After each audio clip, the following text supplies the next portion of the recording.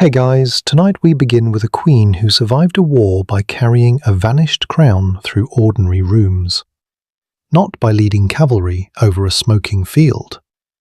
Elizabeth Stuart, Queen of Bohemia, survived the 30 Years' War in a slower, stranger way. She survived by remaining visible after defeat, by keeping a household alive after a kingdom had slipped away, by turning letters, ceremonies, children, and memory into the last pieces of a broken political world. Her nickname sounds almost gentle at first, the Winter Queen. But the name was born from loss. Elizabeth and her husband, Frederick V of the Palatinate, accepted the crown of Bohemia in 1619, in the middle of a religious and political crisis that was already tearing at the Holy Roman Empire. Their reign in Prague lasted only one winter. After defeat, the crown did not simply disappear, it followed her. It became an address people still used, a claim her enemies mocked, a hope her supporters needed, and a burden she had to perform every day while Europe sank deeper into war. So tonight, we are not going to rush across every battle of the 30 Years' War. We are going to sit near the quieter edge of it, where a royal woman learned that survival could mean waking up in exile and still being expected to look like a queen. If you enjoy drifting off to strange corners of history, you can like, subscribe, and comment where you are listening from tonight. Now, dim the lights, maybe turn on a fan for that soft background hum, and let's ease into tonight's journey together. Picture a crown not on a head, but inside a room after everyone has stopped celebrating. The musicians are gone. The candles have burned low. The courtiers who once bowed with confidence now glance at doors, letters, roads, and rumours. Somewhere beyond the windows armies are moving, but inside the work is smaller and more exhausting. Someone must decide which servants can still be paid. Someone must answer envoys without sounding desperate. Someone must preserve a rank that has lost its land. Elizabeth had been born into confidence. She was the daughter of James VI and I, King of Scotland, England and Ireland, and Anne of Denmark. Her childhood belonged to the Stuart world of dynastic expectation, where marriage was never merely marriage. It was policy with music around it. In 1613, she married Frederick V, Elector Palatine, a Protestant prince of the Holy Roman Empire. The wedding in England had all the brightness such moments were meant to have: pageantry, sermons, jewels, public joy. But a royal wedding was also a door. Once Elizabeth crossed it, she moved from the island politics of her father into the tense religious map of Central Europe. The Palatinate was not just a home. It was a Protestant territory with weight, alliances, hopes, and enemies. The Holy Roman Empire was not a single simple country, but a crowded structure of princes, cities, bishops, electors, laws, old privileges, and rival confessions.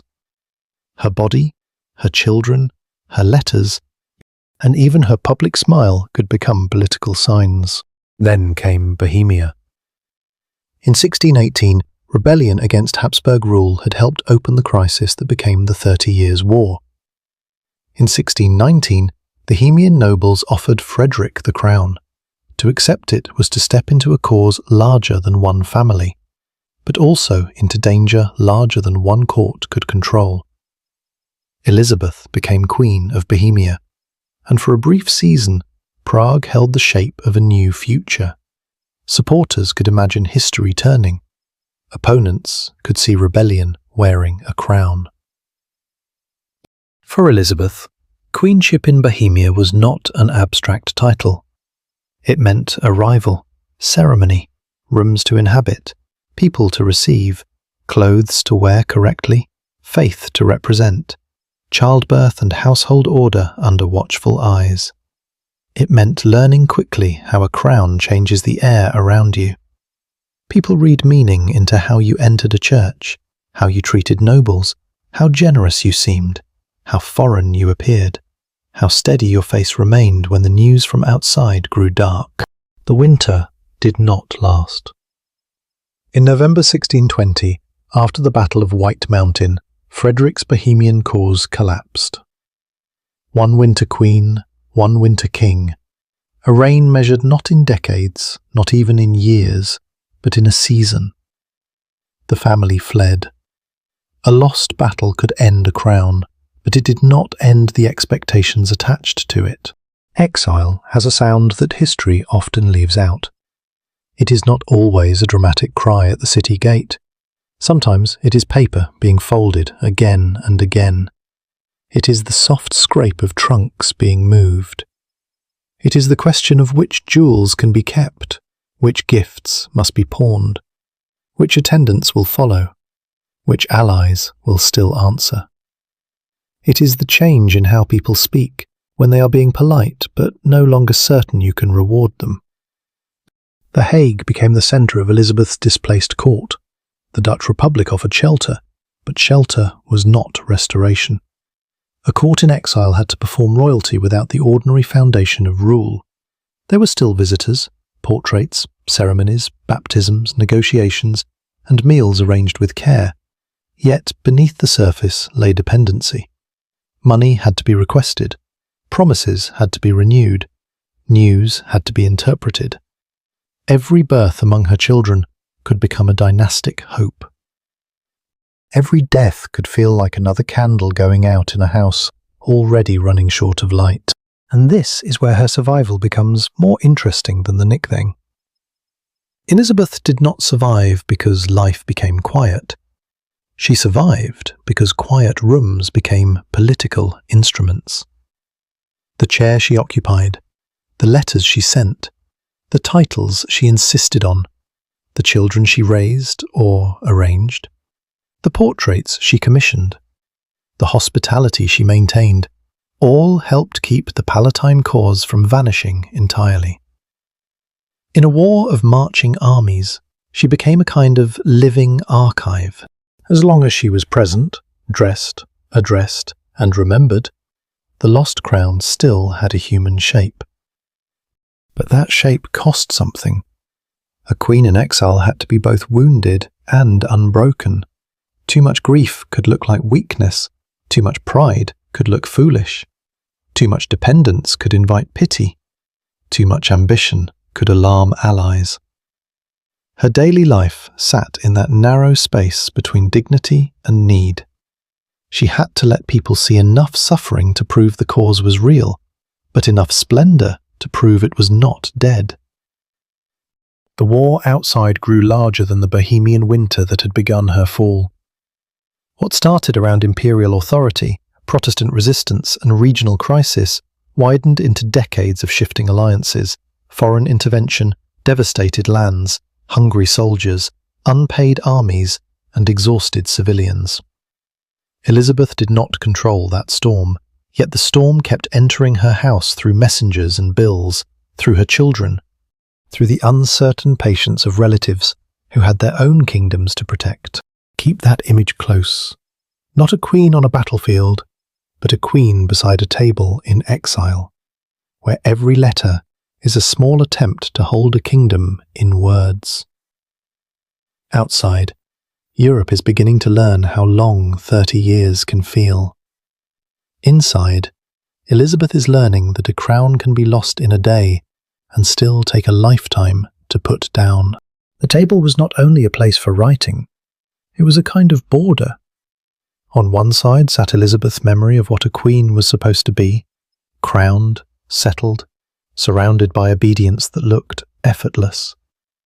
On the other side lay the life she actually had to live, where every sign of rank had to be remade from borrowed rooms, uncertain payments, and news that arrived too late to change anything. In The Hague, she was safe compared with people trapped in burning villages or emptied towns. That mattered. A royal exile could still have servants, visitors, music, sermons, and formal dinners. But safety did not mean freedom from pressure. Her household had to be seen. If it became too small, too shabby, too silent, then enemies could whisper that the bohemian dream had finally died.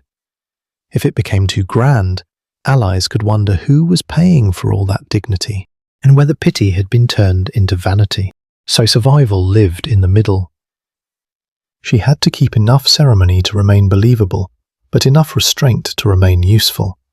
She had to be a widow before she was widowed. In a sense, because the bright public life she had entered with Frederick had already lost its future. After White Mountain, Frederick was not simply a defeated ruler. He was an outlawed prince, deprived of the Palatinate, and dependent on the uncertain help of others. Their marriage became a moving claim.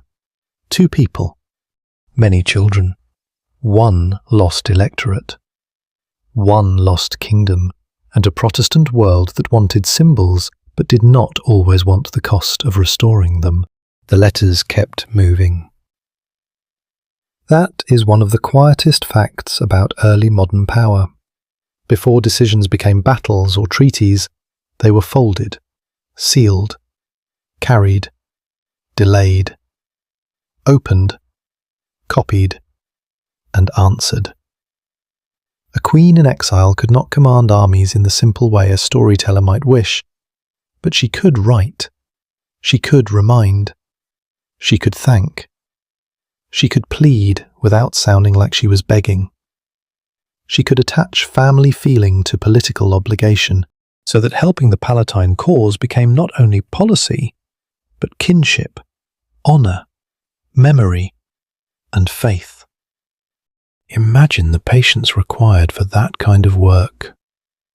You write a letter in hope, and by the time it reaches the person who matters, the road has changed, the army has moved, a prince has died, a treaty has been rumoured, or a payment has failed. You learn to live inside delay. You learn that news is never clean. It arrives stained by the fear of the messenger, the interest of the writer, the pride of the court that sends it, and the wish of the reader who wants it to mean more than it does. Elizabeth's father, King James, had never given the kind of strong military rescue that some Protestant supporters hoped for. He had his own fears, his own diplomacy, and his own belief that crowns and negotiations should be handled carefully. To Elizabeth, the distance between English royal blood and English royal action must have been one of the bitter structures of exile. She was a king's daughter, but being a king's daughter did not put an army at her door. Her brother Charles eventually became King of England, Scotland, and Ireland, and still restoration remained difficult. Courts promised, envoys spoke, plans were discussed, money came unevenly. The war widened and changed its shape. Denmark entered, then faltered. Sweden entered under Gustavus Adolphus, bringing new Protestant hope. Each new intervention could make exile feel, for a moment, like a waiting room before return. Then the waiting room stayed a waiting room. That may be the deepest cruelty of Elizabeth's life during the war. Hope did not disappear. If hope had vanished completely, she might have built another kind of identity. Instead, hope returned in waves, never strong enough to carry her home, never weak enough to release her. Restoration hovered like a ship seen far offshore. Some mornings it looked closer. By evening it had dissolved into mist. Her children grew up inside that mist. Royal children were never only children in the private sense. They were alliances not yet made, inheritances not yet settled, futures not yet tested. Elizabeth gave birth many times, and motherhood in exile carried both tenderness and calculation, because the age made no clean separation between family and policy. A son could become a soldier, a claimant, a diplomatic tool, a grief. A daughter could become a marriage bond, a religious question, a path into another court, or a reminder that beauty and breeding did not guarantee security.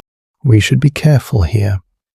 We cannot sit inside Elizabeth's heart as if the archive has given us the right. But we can see the pressures around her. A mother in her position had to raise children who belonged partly to her and partly to a cause. Their education, marriages, faith, manners, and reputations all mattered. Even affection had to pass through the weather of politics. One of her sons, Rupert, would become famous as Prince Rupert of the Rhine, a soldier whose life later crossed into the wars of the British kingdoms. Another child, Sophia, would eventually become Electress of Hanover and, through the long machinery of succession, an ancestor of British monarchs. Those later outcomes can make the family story look orderly when viewed backward, but Elizabeth could not live it backward. She lived it forward, with uncertainty pressing against every cradle, every tutor, every letter about a possible match. Meanwhile, the war-damaged lands that were supposed to be hers by family claim. The Palatinate was not an idea on a map to the people who lived there. It was villages, fields, churches, vineyards, roads, mills, and households caught between armies and authorities. For Elizabeth, the lost territory was both political property and human place, yet exile turned place into report. She received the Palatinate through description. This town taken, that revenue gone, this ally unreliable, that commander promising more than he could do. There is a special loneliness in ruling nothing directly, but being asked to represent it.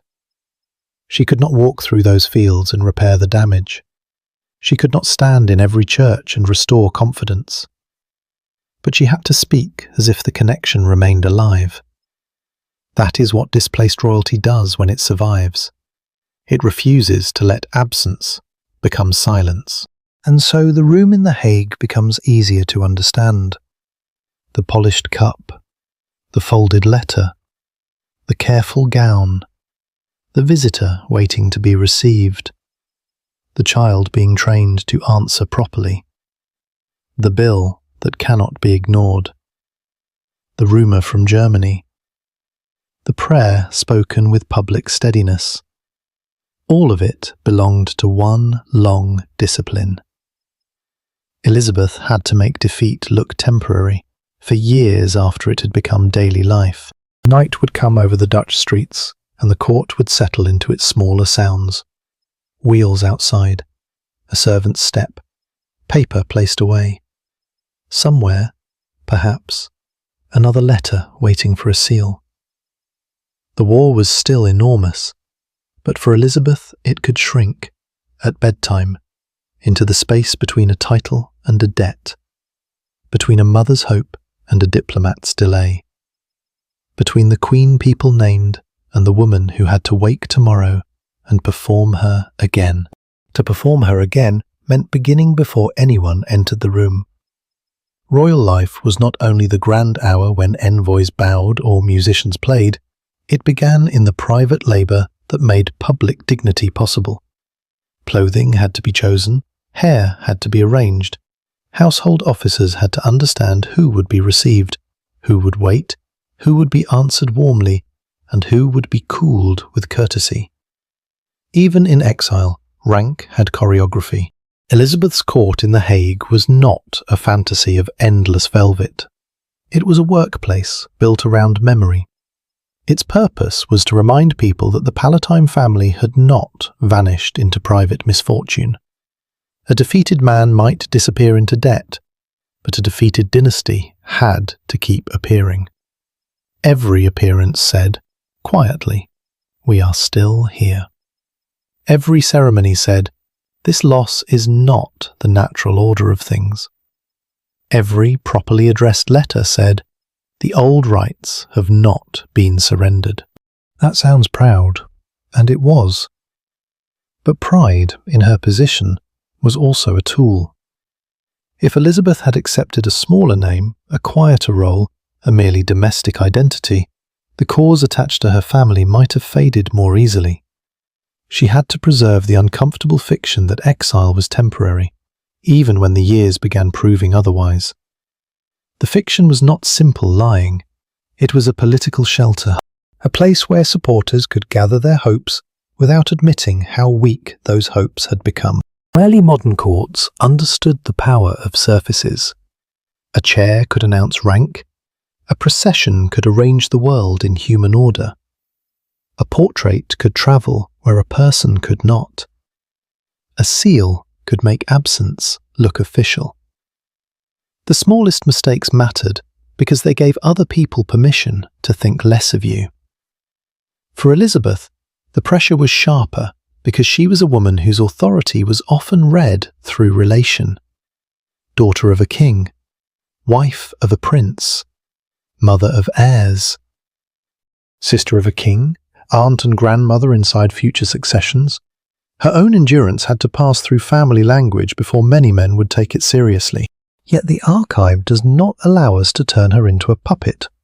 That would be too easy. Elizabeth was not merely carried by titles. She used them.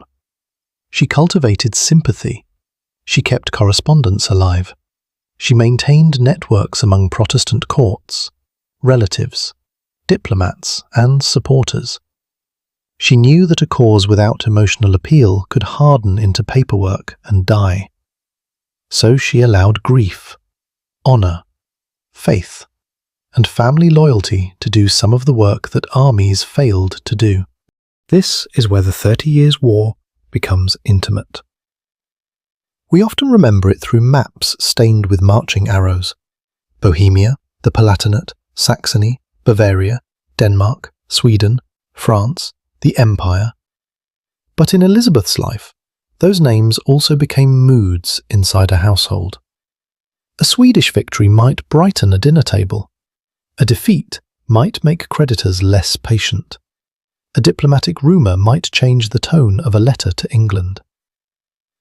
The death of a commander far away could alter whether her children were imagined as future restorers or permanent exiles. Frederick carried the public weight of the lost throne, but his defeat also shaped Elizabeth's domestic world. He had accepted a crown that proved impossible to hold, and the cost entered their marriage. We should resist the temptation to imagine private accusations in rooms where no reliable record places us. But we can say that exile gave them no ordinary family life. Their household was never allowed to be only a household. It was a campaign in reduced form, a chapel of expectation, a school for displaced children, and a small embassy for a lost political order.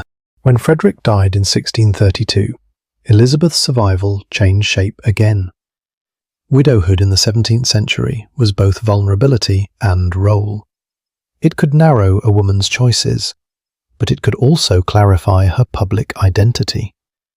She became the widow of the Winter King, guardian of his memory, mother of the Palatine heirs, and still the woman many supporters imagined when they thought of the ruined Bohemian hope.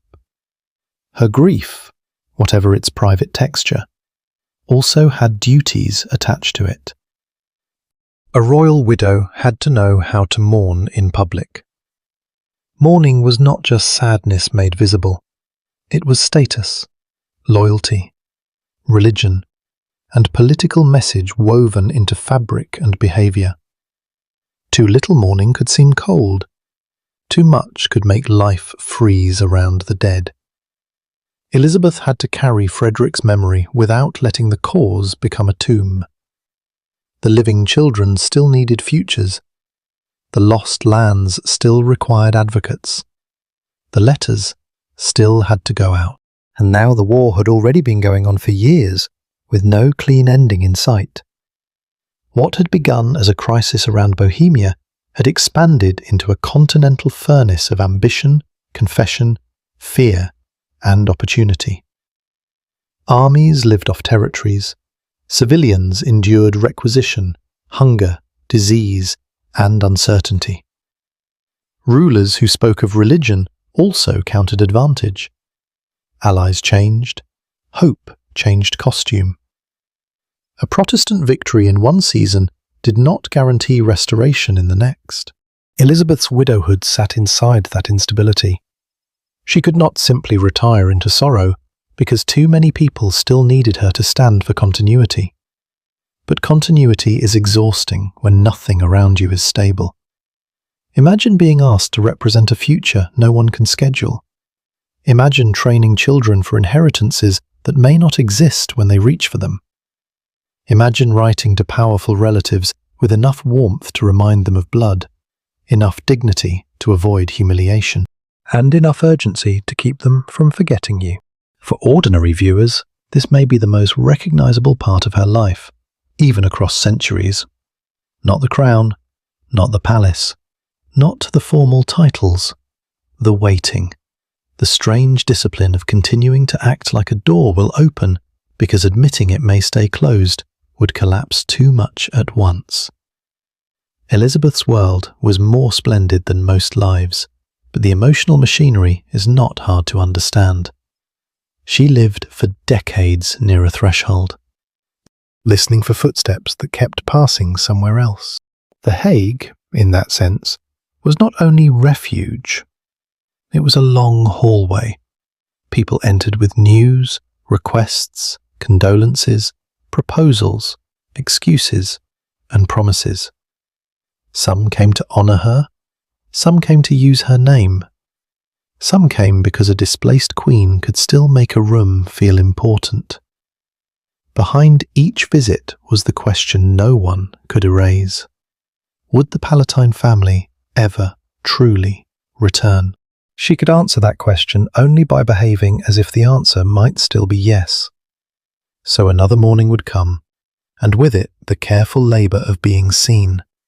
The gown, the letters, the children, the debts, the prayers, the titles, the visitors waiting to measure hope by the steadiness of her face. Outside, the war continued to grind through Europe. Inside, Elizabeth learned that survival could mean becoming the last reliable shape of a promise everyone else was tired of keeping. The promise was not carried by Elizabeth alone. It moved through her children, and that made it heavier. A lost crown can become an idea, and an idea can be polished in letters until it looks almost weightless. But children grow. They ask for tutors, clothes, horses, books, dowries, positions, marriages, permission, and futures. They make politics breathe. They also make it hurt. In Elizabeth's world, motherhood did not sit apart from diplomacy. A royal mother was expected to love, guide, arrange, protect, and represent. Her children were born into a family story that had already become European argument. They were not simply young people trying to grow up inside a busy house in The Hague. They were living fragments of a claim. Each son might be imagined as a soldier, a restored prince, a Protestant champion, or a risk. Each daughter might become a bridge to another court, another alliance, another language of survival. This does not mean Elizabeth saw them only as tools. That would make the past colder than it was. Early modern parents could be tender, worried, proud, wounded, and ambitious at once. The difference is that their affection often had to live beside public necessity. A child's health could be a mother's private terror and a dynastic concern in the same hour. A marriage proposal could touch the heart and the map at once. A son's courage could delight a household and frighten it, because courage in a wartime dynasty had a way of riding toward gunfire. The Palatine children grew up hearing names that were larger than rooms. Bohemia, the Palatinate, England, the Empire, Sweden, the Dutch Republic. These were not only places, they were possible rescuers, former homes, religious allies, cold calculations, delayed payments, and imagined returns. Their education had to prepare them for a world that might need them suddenly, if fortune changed. But fortune had a habit of changing just enough to keep everyone alert, not enough to make them whole. Elizabeth's eldest surviving son, Charles Louis, carried the central burden of restoration. He was the heir through whom the Palatinate might be recovered. To raise such a son in exile was to raise a future around an absence. He needed the manners of a prince, the patience of a claimant, and the hardness to live among promises. Yet an heir without secure land is a difficult creature in any court. People honour him for what he represents, then quietly calculate what he can actually give. Prince Rupert, another of Elizabeth's sons, belonged to a different kind of hope. His later fame as a cavalry commander can make him seem as if he galloped out of a storybook, all force and motion.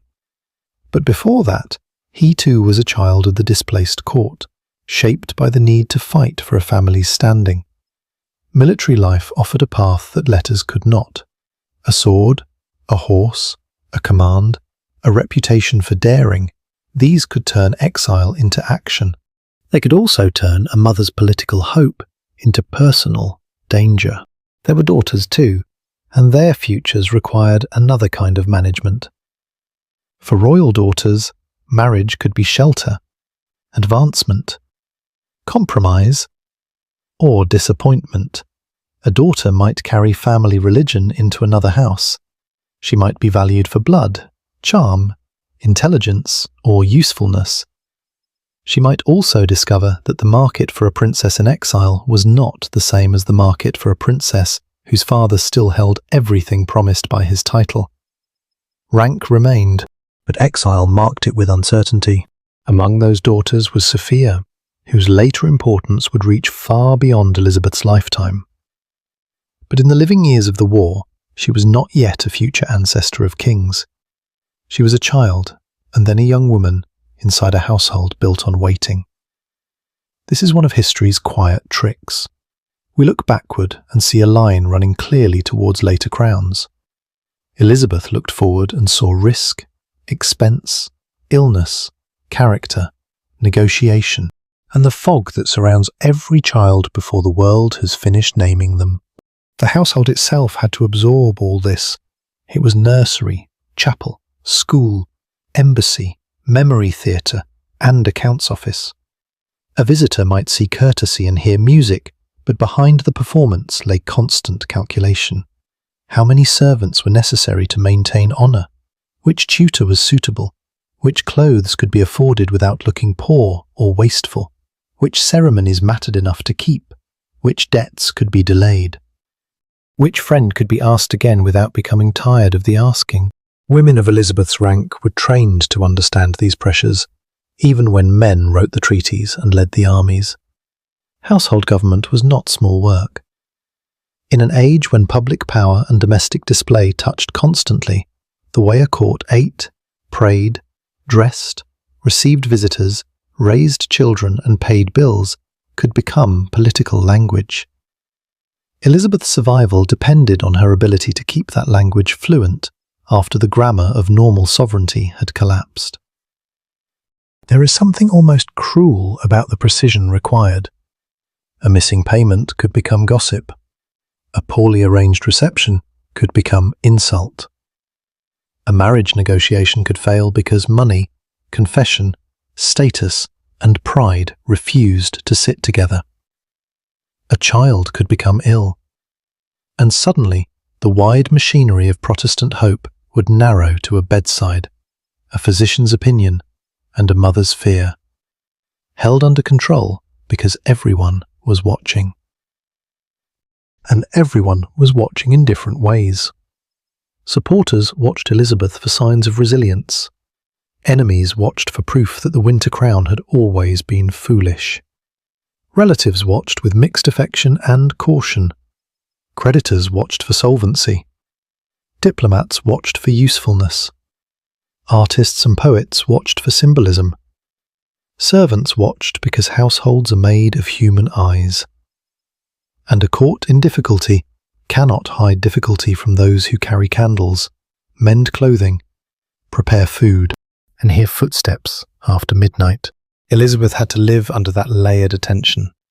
She had been celebrated in youth as a princess of promise, then elevated into a queen, then reduced into an exile whose symbolic value sometimes exceeded her practical power. That kind of descent could have made a person vanish into bitterness. Instead, she remained socially alive. She wrote, received, arranged, encouraged, mourned, and persisted. Her endurance was not passive. It was repeated maintenance. Think of maintenance as a form of courage. Not the loud courage of a charge, but the courage of keeping the same fragile structure standing after people have stopped being impressed by its fragility. The first year of exile can awaken pity. The 10th year can test patience. The 20th year can make a cause look old. Elizabeth had to keep freshness inside a story that Europe had already heard many times. So the children became part of the rhythm by which the lost crown continued to breathe. A son riding out, a daughter entering negotiation, a letter describing promise, a portrait showing lineage. A family event turned quietly into public evidence that the Palatine line remained. Around them, war-consumed villages, princes, treasuries, sermons, and seasons. Inside the displaced court, survival meant making the next generation look less like refugees from a failed winter and more like heirs to a postponed spring. The promise of spring was useful because it did not need to arrive in order to guide behaviour. It only needed to remain believable. For Elizabeth, that meant the future had to be fed like a small fire. Too much air, and it flared into reckless expectation. Too little, and it died. Every rumour of military success, every embassy, every marriage conversation, every gift from a supporter could be used to keep the glow alive. But hope had expenses. That is the part royal stories often soften. Exile was not only a spiritual or political condition, it was an accounting problem.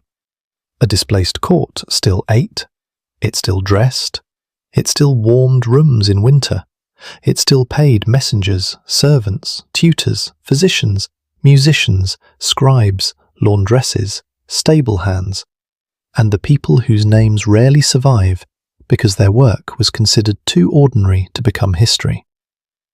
A queen could be symbolic, but bread was not symbolic. Rent was not symbolic. Cloth was not symbolic. A horse needed fodder, whether the Palatinate was restored or not. Money changed the temperature of every relationship. When support arrived, dignity could breathe. When it failed, dignity tightened. Elizabeth had relatives, allies, and admirers, but admiration did not always settle debts.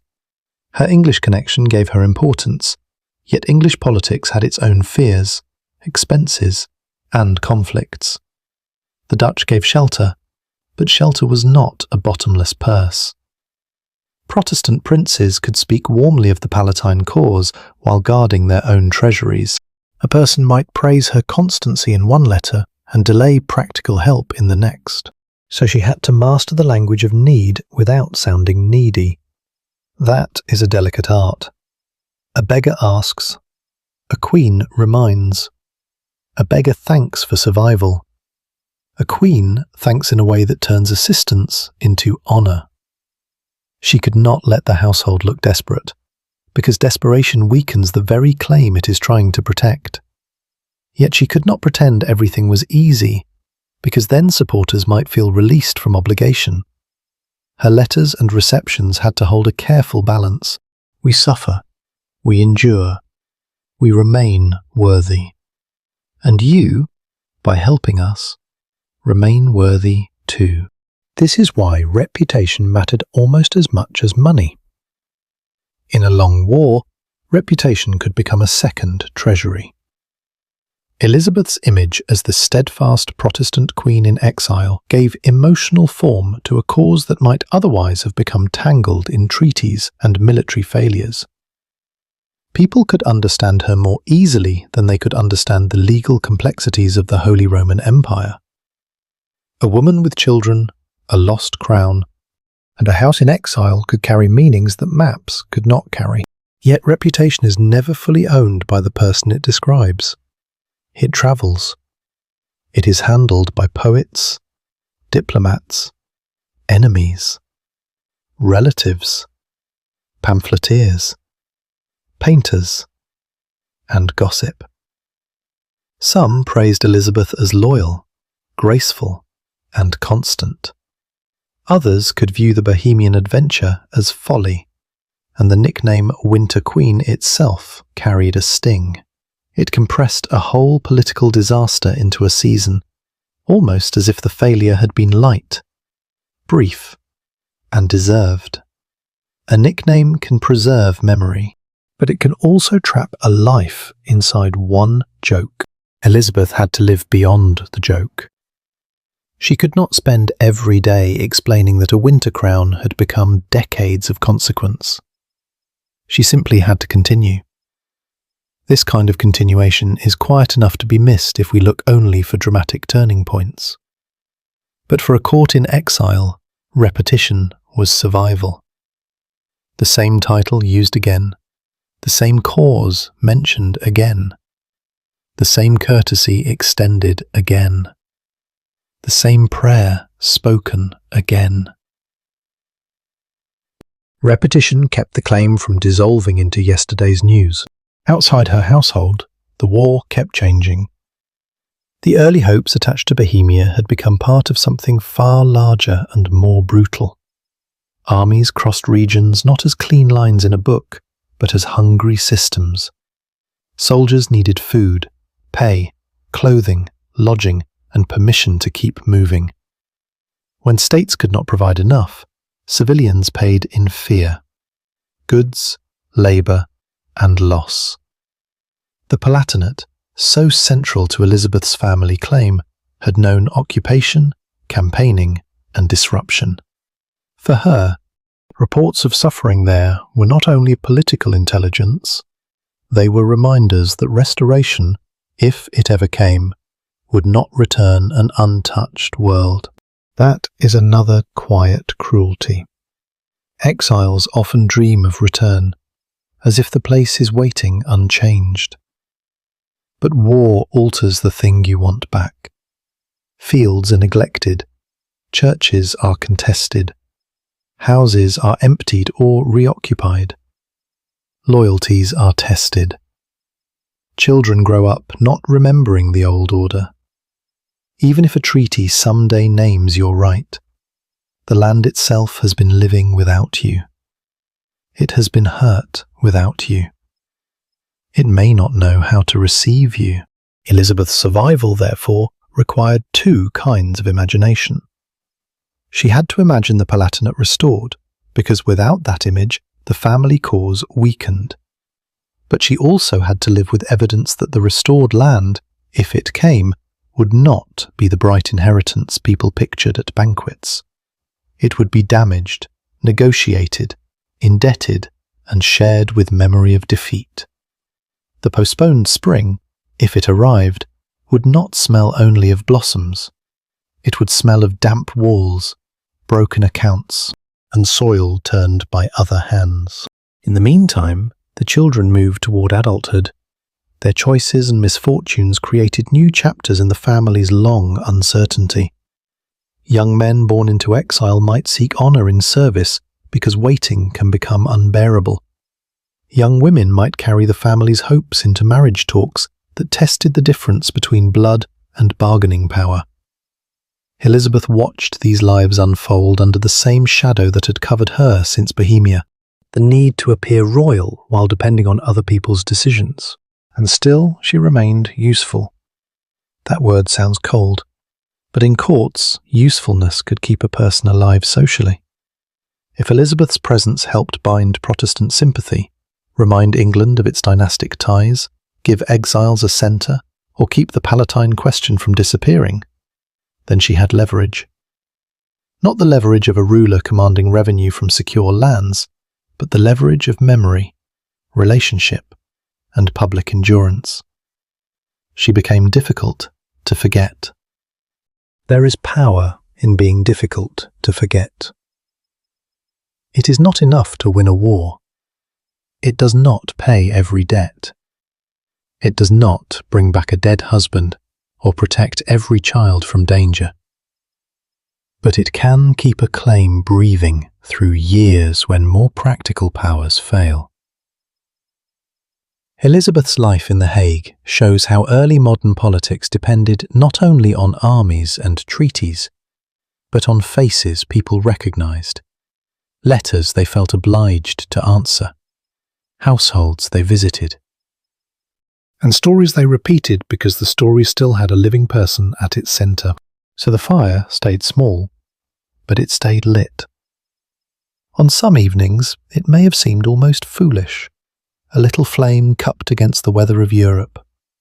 On other evenings, with fresh news on the table and a visitor speaking carefully of possibilities, it may have looked like the beginning of return. Elizabeth had to live between those two lights, neither surrendering to darkness nor trusting the glow too much. That was her discipline, to warm her hands over hope, while knowing hope could burn through money, patience, and years. Hope could burn through years because the war itself kept changing shape around it.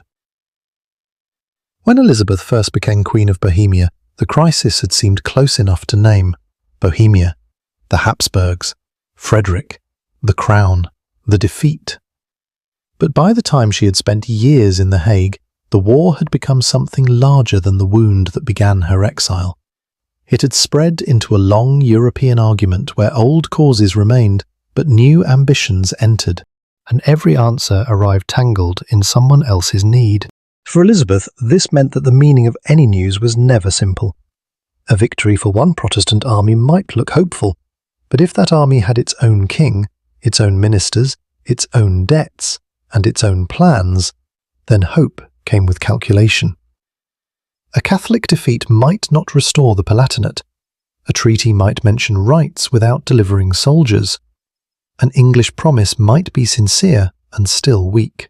A powerful ally might admire her family and still decide that the cost of restoration was too high. So she learned to live in a world where good news had to be questioned gently, and bad news had to be survived without letting everyone see how deeply it cut. That is a different kind of discipline from battlefield courage. It is the discipline of not collapsing when the messenger leaves. It is the discipline of folding a letter, answering it with grace, and then turning back to the household account that still has to be paid. The war's vastness made her both important and small. Important because her family remained one of the symbols around which Protestant sympathy gathered. Small because symbols cannot always steer armies. The great commanders and ministers of the age moved according to reasons that did not fit neatly inside her grief. Sweden entered the war with force and brilliance. But Sweden did not exist only to restore Elizabeth's children. France, though Catholic, would eventually fight the Habsburgs for reasons of power, not because it shared her Protestant sorrow. The empire was not a stage built for one queen's return. It was a crowded machine, grinding under many hands. This is where a sleep history version of her life has to resist the easy story. It would be simple to say that Elizabeth waited nobly until justice came. It would be simple to make every army that fought the Habsburgs into her rescuers, every diplomatic meeting into a step toward home. But real waiting is less tidy. Sometimes history sends people signs that look meaningful because they need meaning. Sometimes a door appears to open, and behind it is only another corridor. Elizabeth's corridor was lined with reports. She heard of campaigns, deaths, negotiations, taxes, shortages, alliances, and betrayals. She heard of men celebrated as saviours and then mourned as fallen hopes. She heard of lands changing hands in ways that affected her family's future, but could not be controlled from her table.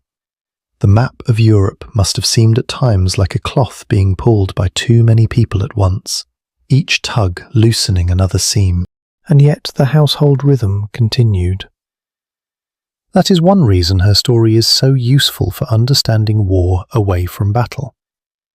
War does not only happen where muskets fire, It enters the price of food, the patience of creditors, the tone of correspondence, the marriage prospects of daughters, the education of sons, the number of servants kept on, the quality of cloth ordered, the speed with which a court answers your request.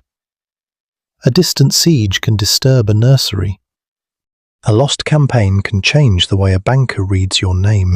Elizabeth's body also aged inside this pressure. She had entered the Bohemian crisis as a young woman with the glamour of new queenship around her. Exile turned that glamour into stamina. Years of pregnancy, childbirth, mourning, anxiety, ceremony, and negotiation do not remain outside the body. They settle into posture, sleep, patience, and health. A queen was expected to look composed, but composure is not the absence of wear. It is wear made orderly enough for public view. We should imagine that order carefully, not as perfect calm, and not as secret melodrama, more like a practiced arrangement of self. A face prepared before visitors enter, a tone chosen before a difficult letter is dictated, a silence held when complaint would be useless. The early modern court trained people to treat emotion as something that had to be governed, not because they felt less than we do, but because feeling had consequences in rooms where reputation was always being measured. For Elizabeth, faith was part of that arrangement. The Palatine cause had Protestant meaning, and her image among supporters often depended on constancy in religion as well as constancy in family loyalty.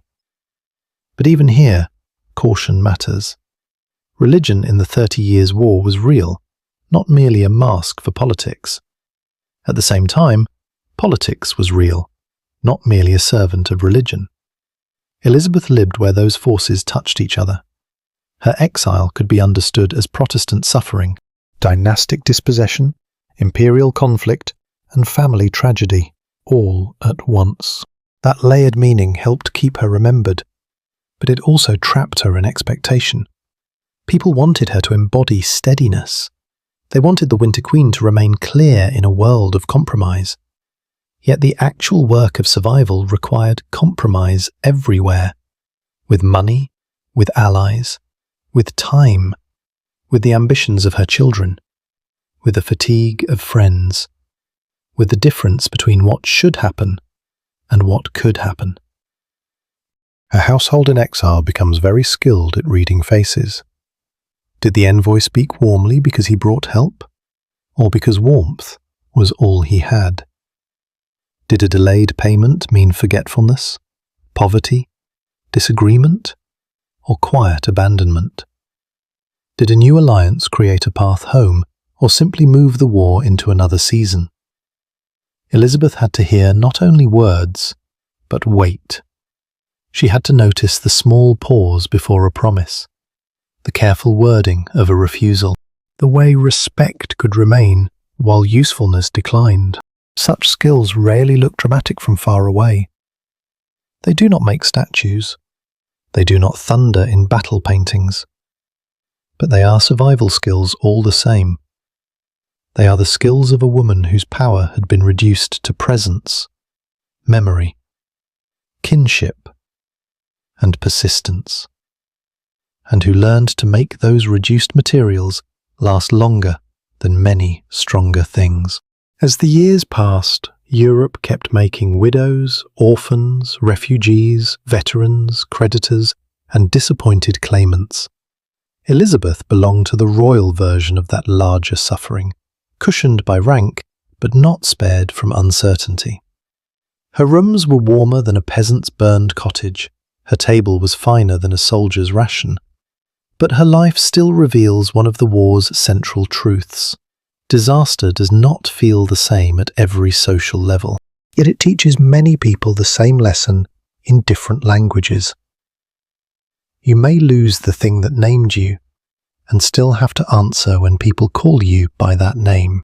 So the little fire of hope kept burning in guarded air, not bright enough to heat the whole house, not dead enough to leave. Elizabeth sat near it year after year, listening as Europe rearranged itself outside her reach, learning the slow art of surviving news. Surviving news meant surviving interpretation. A letter did not simply arrive and become truth. It had to be weighed against the person who sent it, the road it travelled, the court it came from, and the fear or ambition folded inside its lines. Elizabeth's life in exile depended on that weighing. She had to decide which report deserved hope, which promise required caution, and which silence might be more honest than a page of graceful words. In that world, information moved slowly enough to hurt. A battle could be lost before the hopeful rumour of its beginning reached The Hague. A treaty could be discussed in one city, denied in another, and distorted by a third before anyone knew what had actually happened. Messengers carried not only paper, but weather, fatigue, danger, and delay. Roads were not neutral. War made them suspicious. Borders shifted in meaning. A sealed packet might cross land where soldiers had recently eaten through villages, or where officials opened letters because knowledge itself had value. Elizabeth, waiting at the receiving end, could not afford to be innocent about any of this. She had to listen with a double ear, one for the words and one for the weakness beneath them. If a prince said he remained devoted to the Palatine cause, what did devotion mean this month? If an envoy spoke of favourable conditions, favourable to whom? If England spoke of family duty, did duty include money, troops, negotiation, or only sympathy dressed in royal language? This is not cynicism. It is the literacy of exile. People who have lost secure power learn to read the spaces around power more carefully. They notice when names disappear from documents.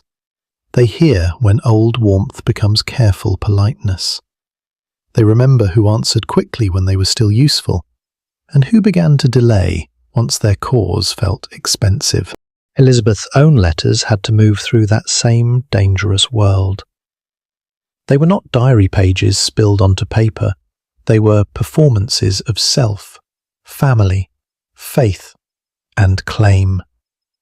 A letter from her could carry affection to a relative, pressure to a ruler, gratitude to a supporter, complaint to a minister, or instruction to a child. The skill lay in making those tasks share one surface. Too blunt, and she risked irritation. Too soft, and she risked being ignored. Too sorrowful, and she could seem broken. Too confident, and she could seem unrealistic. So the ink became a narrow path. Across it she walked again and again, balancing need and dignity. Think of the physical act, the prepared sheet, the chosen opening, the titles written in their proper order, the careful phrases that carried more meaning than they appeared to carry. A queen in exile could not command a province, but she could still command tone. Tone was one of the few territories left to her. Portraits worked in a similar way. A portrait did not restore a crown, but it could refuse erasure. Elizabeth's image, sent or displayed, told viewers how to remember her, not as a woman who had simply fallen, but as a queen whose rank remained legible.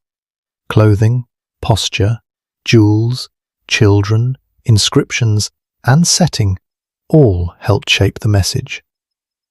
Early modern viewers understood this language. They knew that a painted sleeve, a hand on a table, a curtain, a column, or a distant landscape could make an argument without speaking.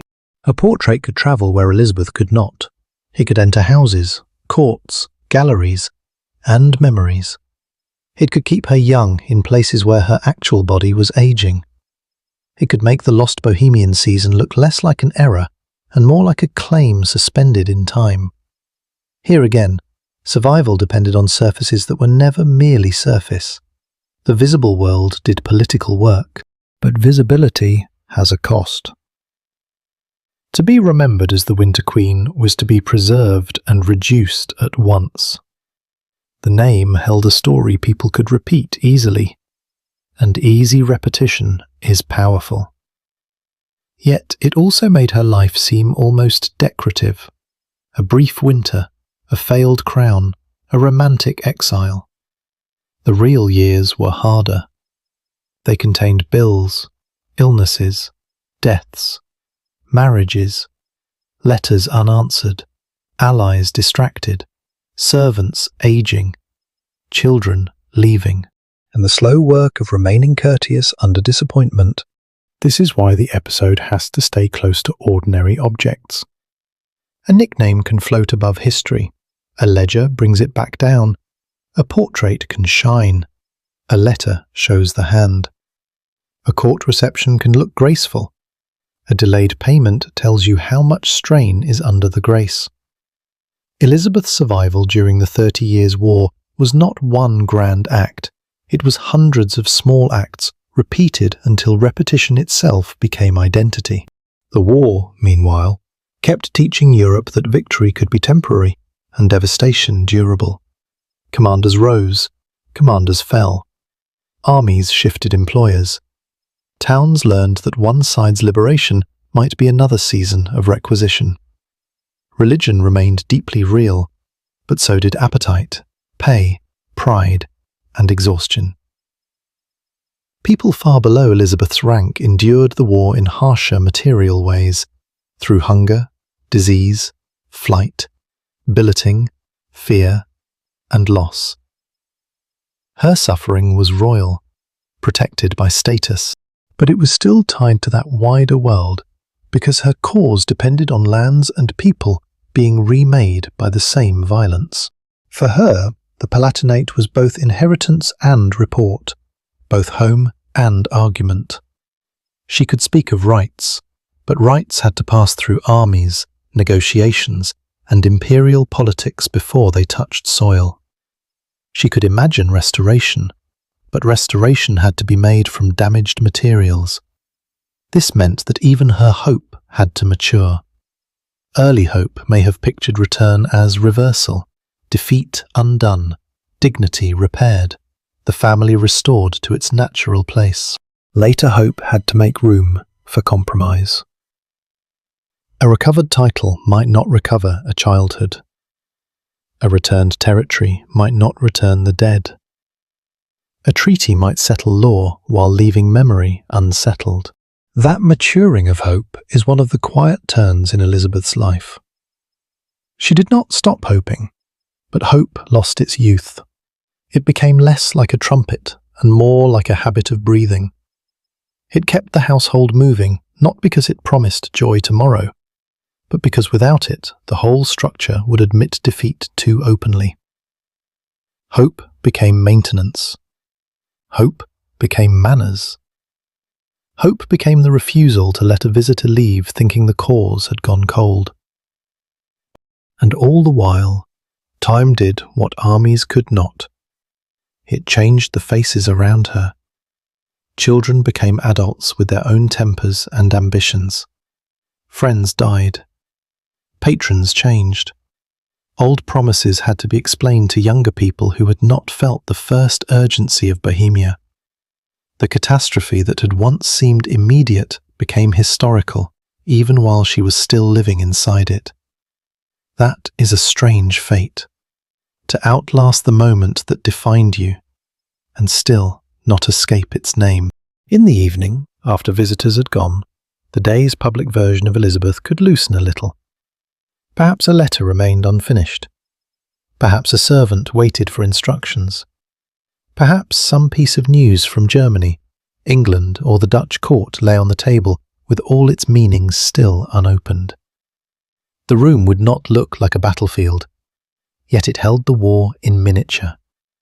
Delay, money, faith, family, pride, exhaustion, and the stubborn human need to be remembered correctly.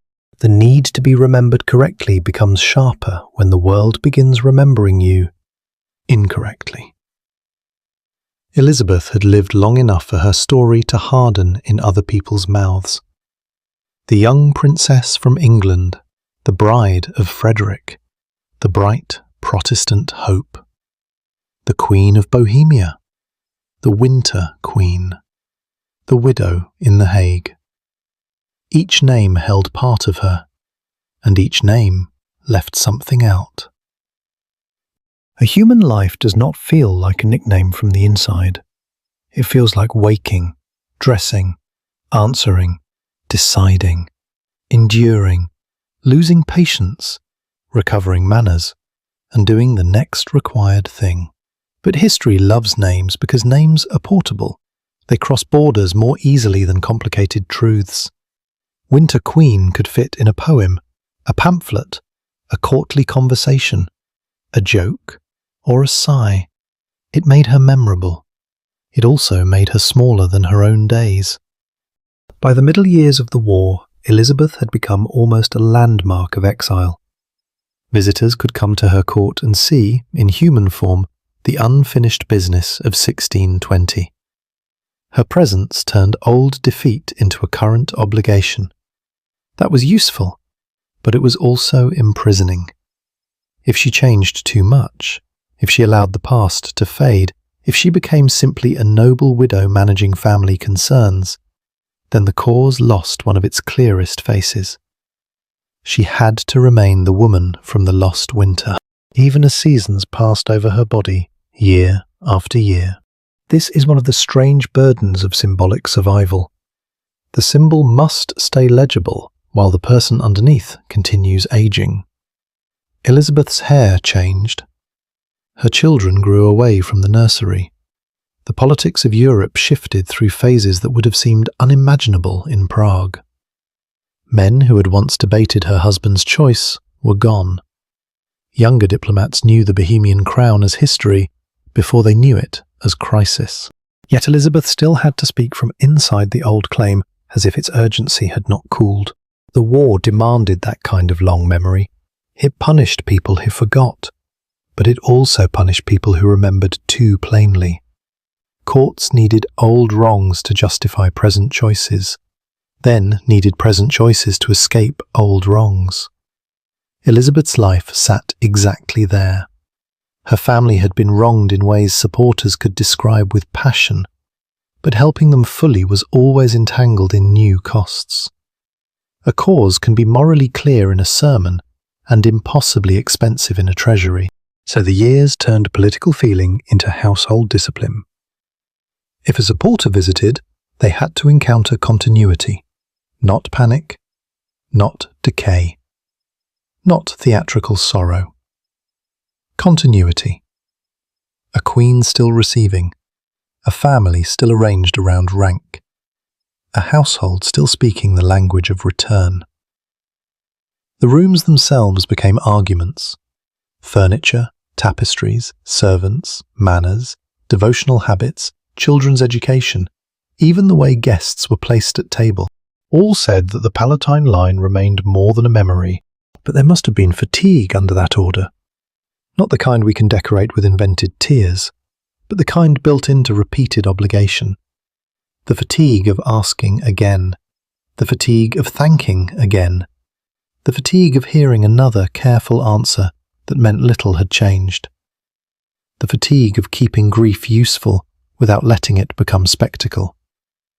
The fatigue of living beside maps that never quite opened into roads. For Elizabeth, England remained both near and far. It was the land of her birth, the source of her royal blood, the place where family connection should have meant rescue in the imagination of many supporters. But English politics became its own storm. Her brother, Charles I, faced growing conflict at home, and the British kingdoms would eventually enter their own civil wars. That meant Elizabeth's hope could not simply lean on England as a stable pillar. The pillar itself began to crack. This did not erase affection or kinship, but it changed what kinship could do. A royal sister might be loved and still not restored. A mother might send sons towards service and still not secure their inheritance.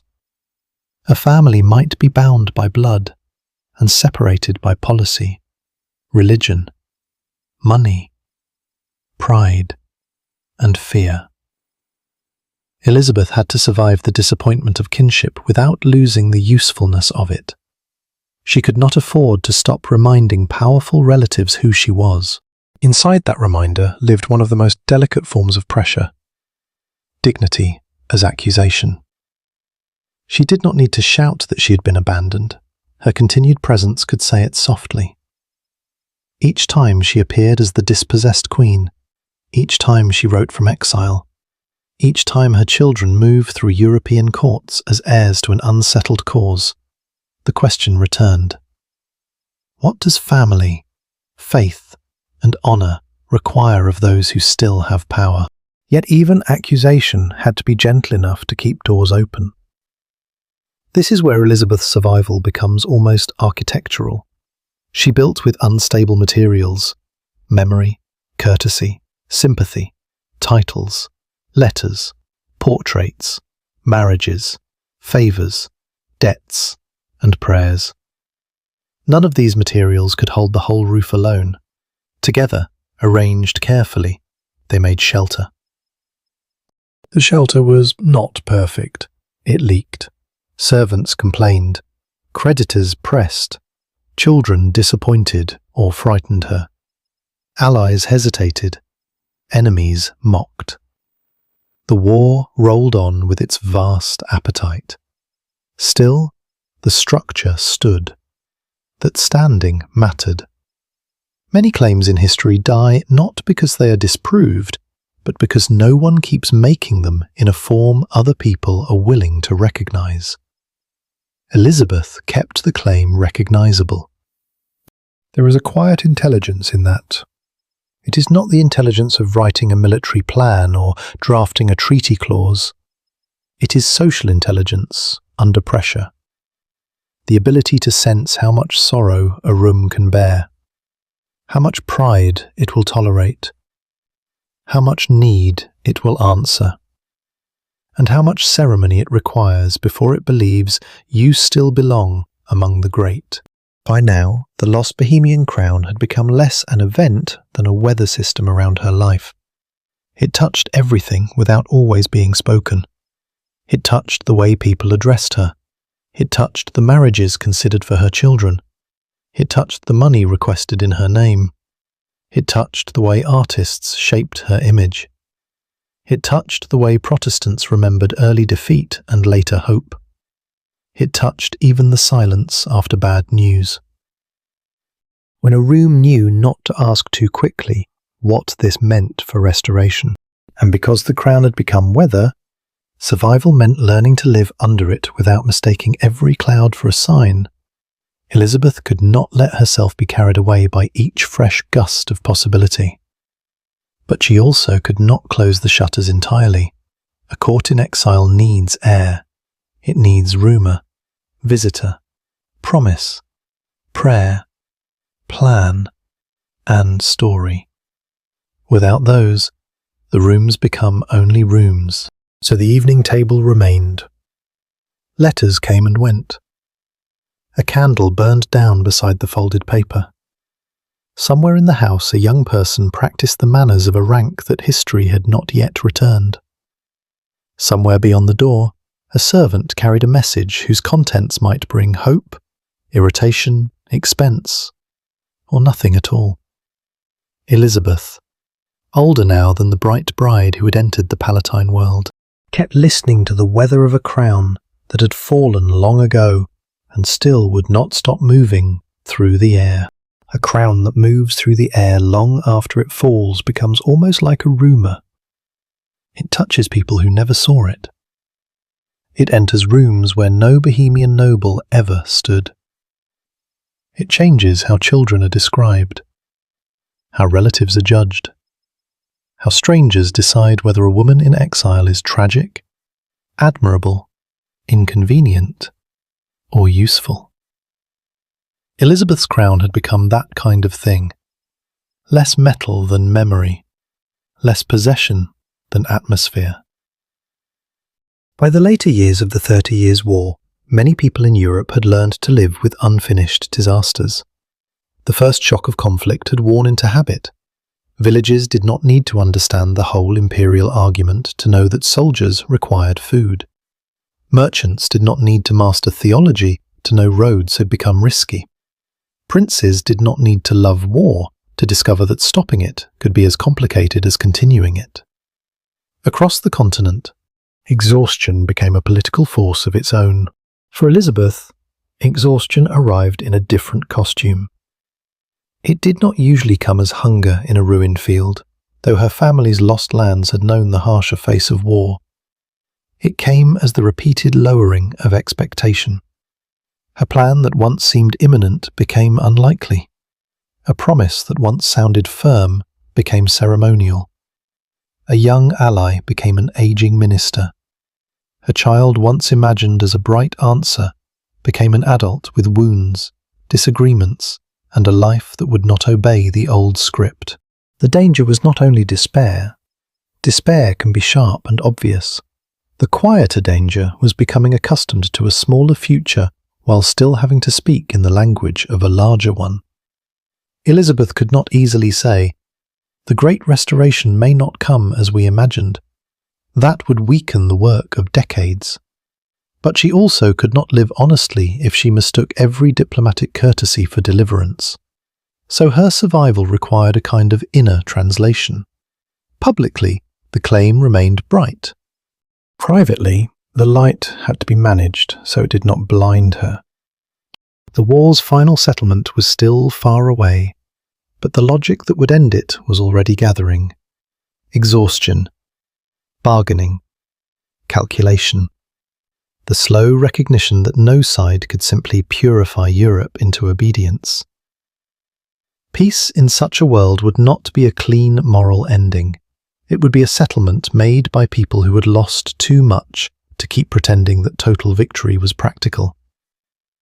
For Elizabeth, that meant her family's future depended less on one heroic reversal than on negotiation, compromise, and the patience of men in rooms far from her household. Here again, she was central and peripheral at the same time. Her name mattered. Her family's dispossession mattered. The Palatine question had become one of the important unsettled matters of the war. Yet the terms of peace would be shaped by powers larger than her personal longing. This is one of the hardest truths for anyone caught in history. Your suffering may be real, recognized, even famous, and still not be the main force deciding what happens next. The phrase Winter Queen begins to feel different here. At first it belongs to a short reign, then it belongs to exile. Later, it belongs to endurance after the original crisis has been absorbed into a much larger age. Winter is no longer only a season she once ruled through. It becomes a condition of waiting while other people decide when spring is politically convenient. And yet Elizabeth did not become merely a relic. Relics are still... She remained active in the forms available to her. She continued to correspond. She continued to manage family concerns. She continued to receive and be received. She continued to carry the emotional meaning of the lost cause, even as that meaning changed. Her power had narrowed, but narrow power is not no power. A keyhole is narrow, a signature is narrow, a whispered recommendation is narrow. A mother's influence over a child's memory is narrow. History often turns through narrow places. Her children made that especially clear. They did not move as one obedient line behind her. No large family does. They had different temperaments, fortunes, loyalties, and wounds. Some sought action in war. Some became part of courtly and dynastic strategies. Some brought grief. Some carried the family story into futures Elizabeth could not fully control.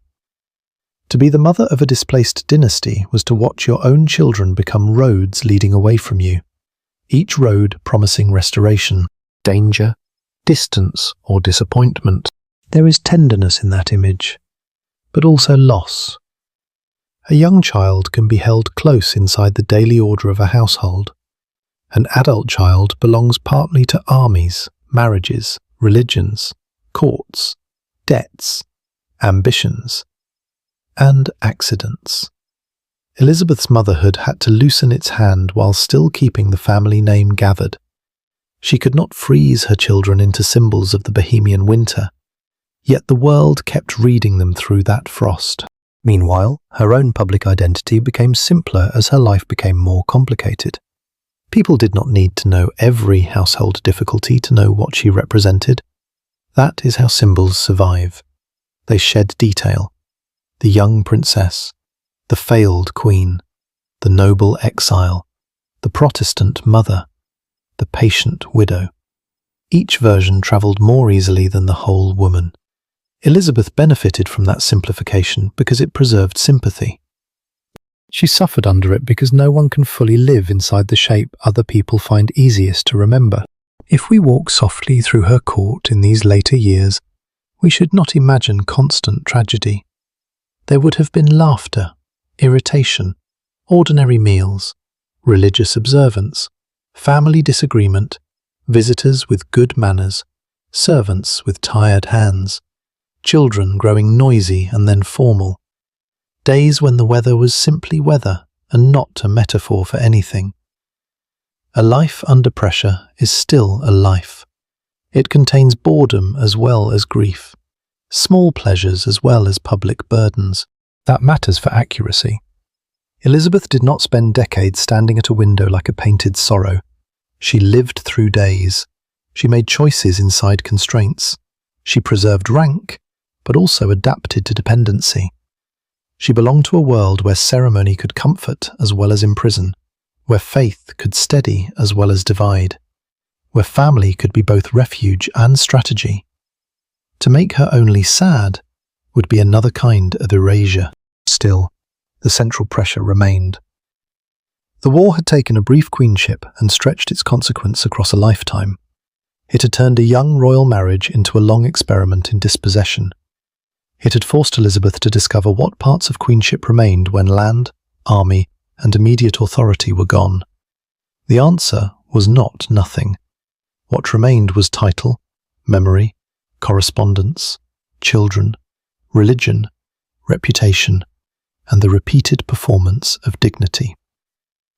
Near the table, the old objects kept their quiet work. Paper carried requests. Wax held seals. Fabric declared status. Chairs arranged distance. Candles made faces readable in the evening.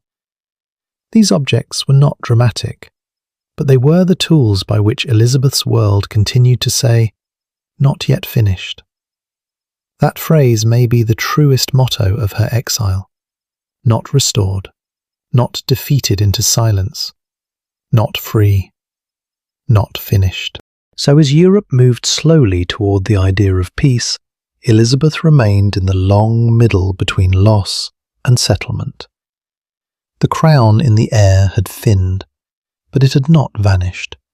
It still passed through letters, portraits, marriages, rumours, and the names of her children. It still brushed the room when visitors entered carefully and called her Queen. To be called Queen after so many years was both comfort and burden. The word entered the room before Elizabeth could answer it.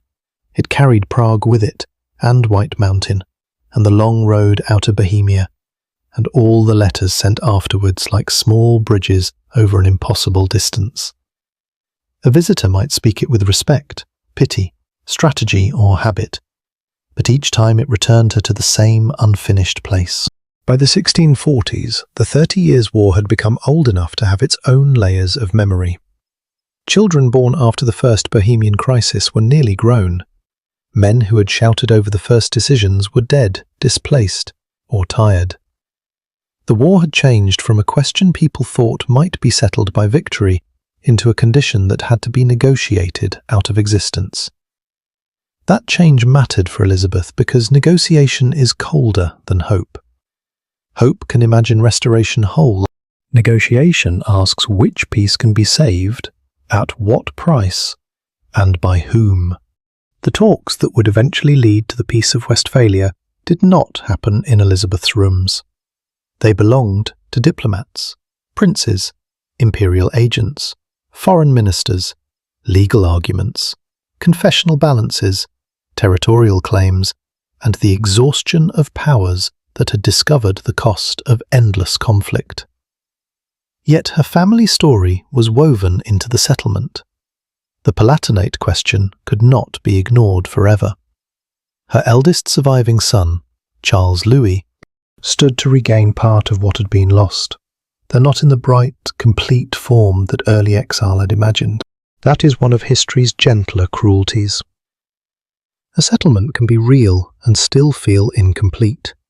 A right can be restored on paper, while a life remains altered beyond repair. Charles Louis would recover the Lower Palatinate and electoral dignity in a new form, but Frederick was gone. The Bohemian crown was gone. The first household that had carried the hope together was gone. The children were no longer children waiting around their mother's table. The Elizabeth who heard of diplomatic progress was not the young queen who had fled after one winter in Prague. Peace often arrives too late for the people who needed it most. It does not reverse the years it took to reach it. It may open a door, but the person standing before that door has aged while knocking. For Elizabeth, the possible restoration of her son's position did not mean that her own exile dissolved like frost in some. It meant the family cause had survived into law, but the mother's life remained marked by all the years spent keeping it alive. Imagine receiving news of settlement after decades of disciplined waiting. There might be relief, certainly. There might be vindication, because the claim had not vanished, and the family had not been erased.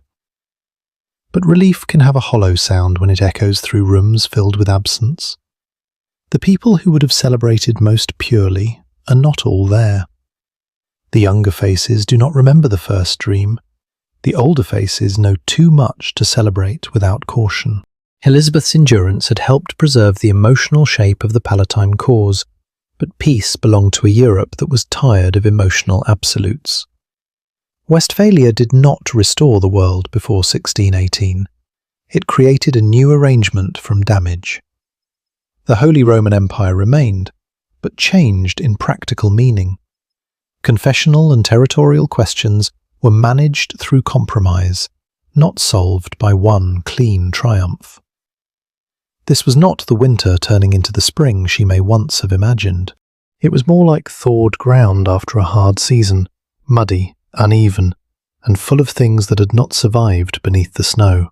For a queen whose life had become a symbol, that kind of ending is difficult to narrate.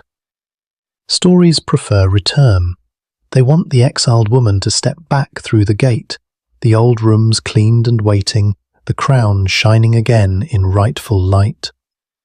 Elizabeth's story resists that comfort. Her survival was real, but it did not carry her back to Bohemia. Her constancy mattered, but it did not undo the Battle of White Mountain. Her children carried the family line forward, but forward is not the same as back. This is why the table remains more honest than a throne. At a throne, we might imagine closure. At the table, we see process. The half-finished letter, the account still open, the seal pressed into wax. The report read twice because its meaning is not yet stable. Elizabeth's life during the war was made of process. She lived through the long transformation of a wound into a case into a negotiation into a settlement, and a settlement into a new disappointment with some dignity inside it. The dignity should not be dismissed. To have anything restored after such a war was not nothing.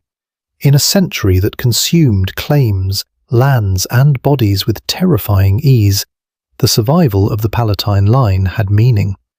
Charles Louis's recovery gave shape to what Elizabeth had spent years refusing to let die.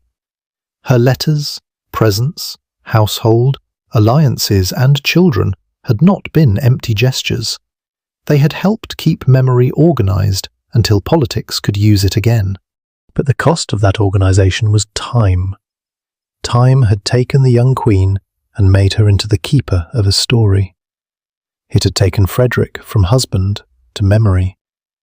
It had taken children from dependents to separate actors. It had taken the first shock of exile and made it routine. In the end, Elizabeth had survived not by escaping winter, but by learning how to live inside a season that would not end when the calendar changed. So when people spoke of peace, the word must have carried many meanings. For Europe, it meant treaties, borders, rights, confessional arrangements, and the weary relief of powers that had bled treasure and people for decades. For the Palatine family, it meant partial restoration and a future that could be built from what remained. For Elizabeth, it meant something quieter and harder to name.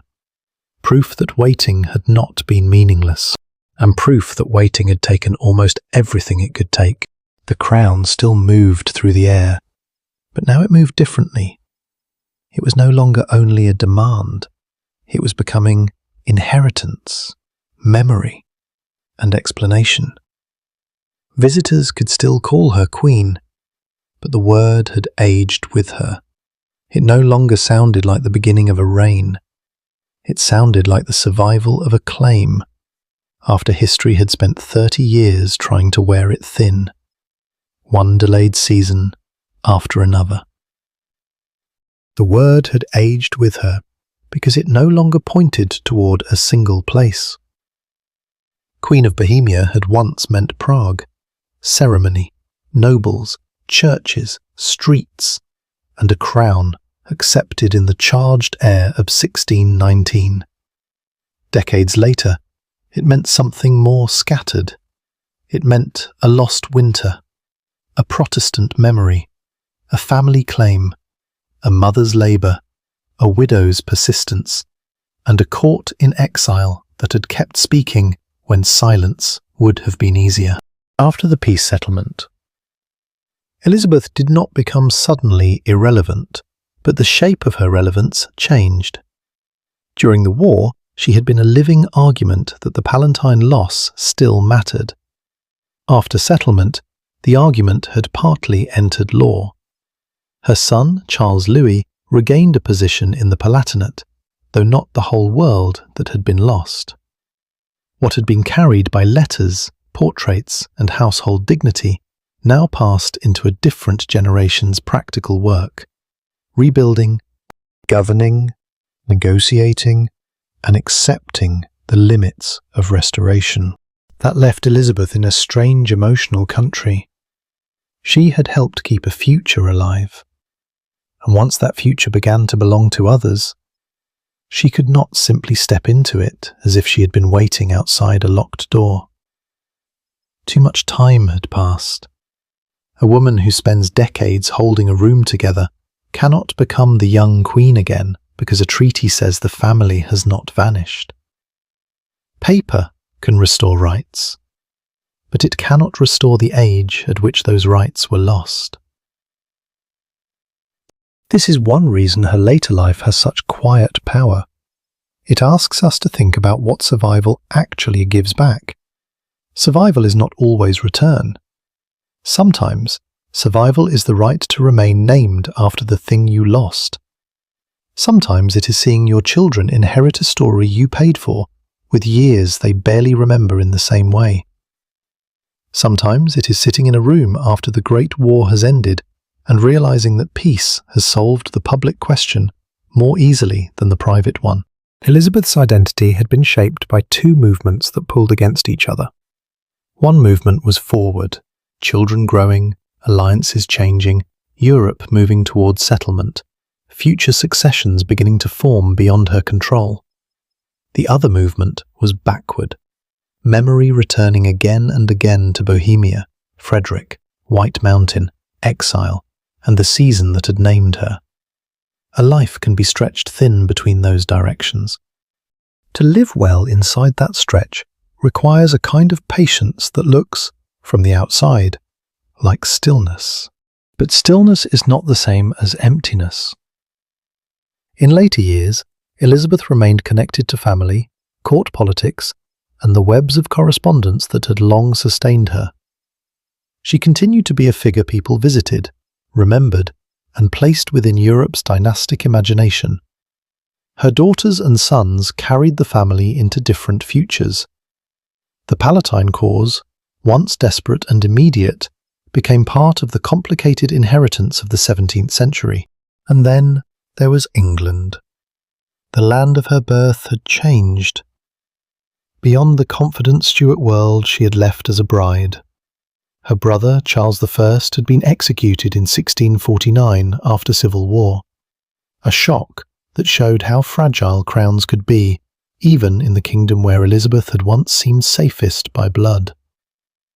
For a woman whose life had already been marked by a lost crown, the fall of her brother must have added another dark proof that monarchy was not the fixed shelter it claimed to be.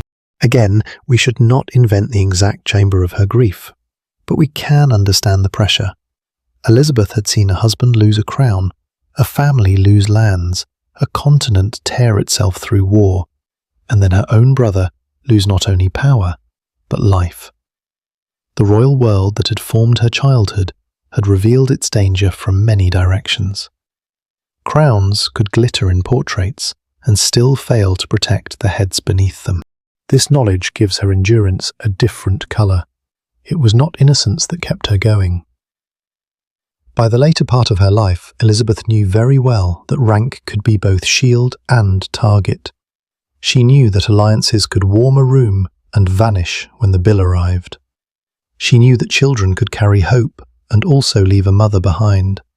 She knew that faith could comfort and divide, that diplomacy could promise and delay, and that memory could preserve a person by simplifying her.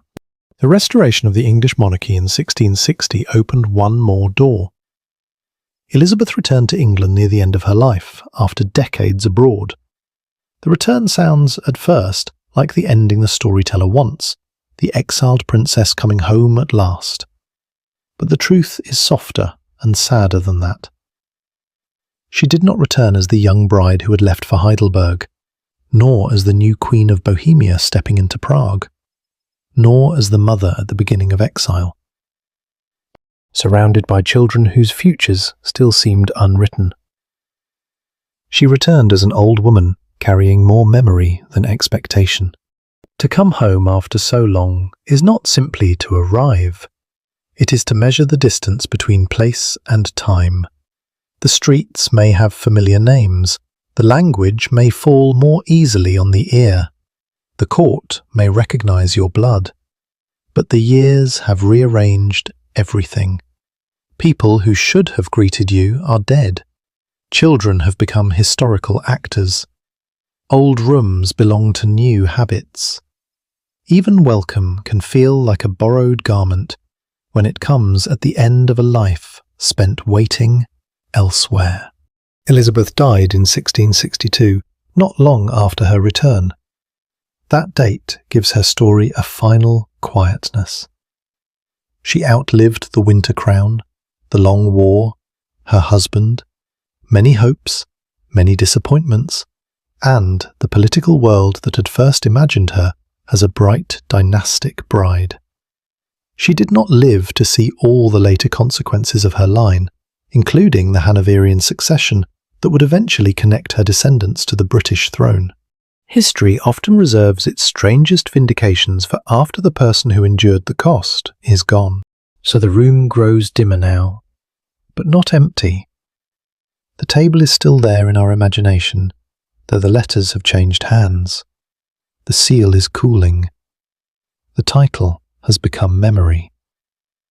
Elizabeth's survival did not give her back Prague, or youth, or Frederick, or the lost first shape of her family. It gave her something harder to hold and harder to dismiss. The proof that a woman could remain a political presence for decades after the crown that named her had disappeared. That political presence did not end neatly when Elizabeth died, because dynastic lives rarely end at the grave. They continue through names, marriages, bloodlines, portraits, stories, and the uses later generations make of them.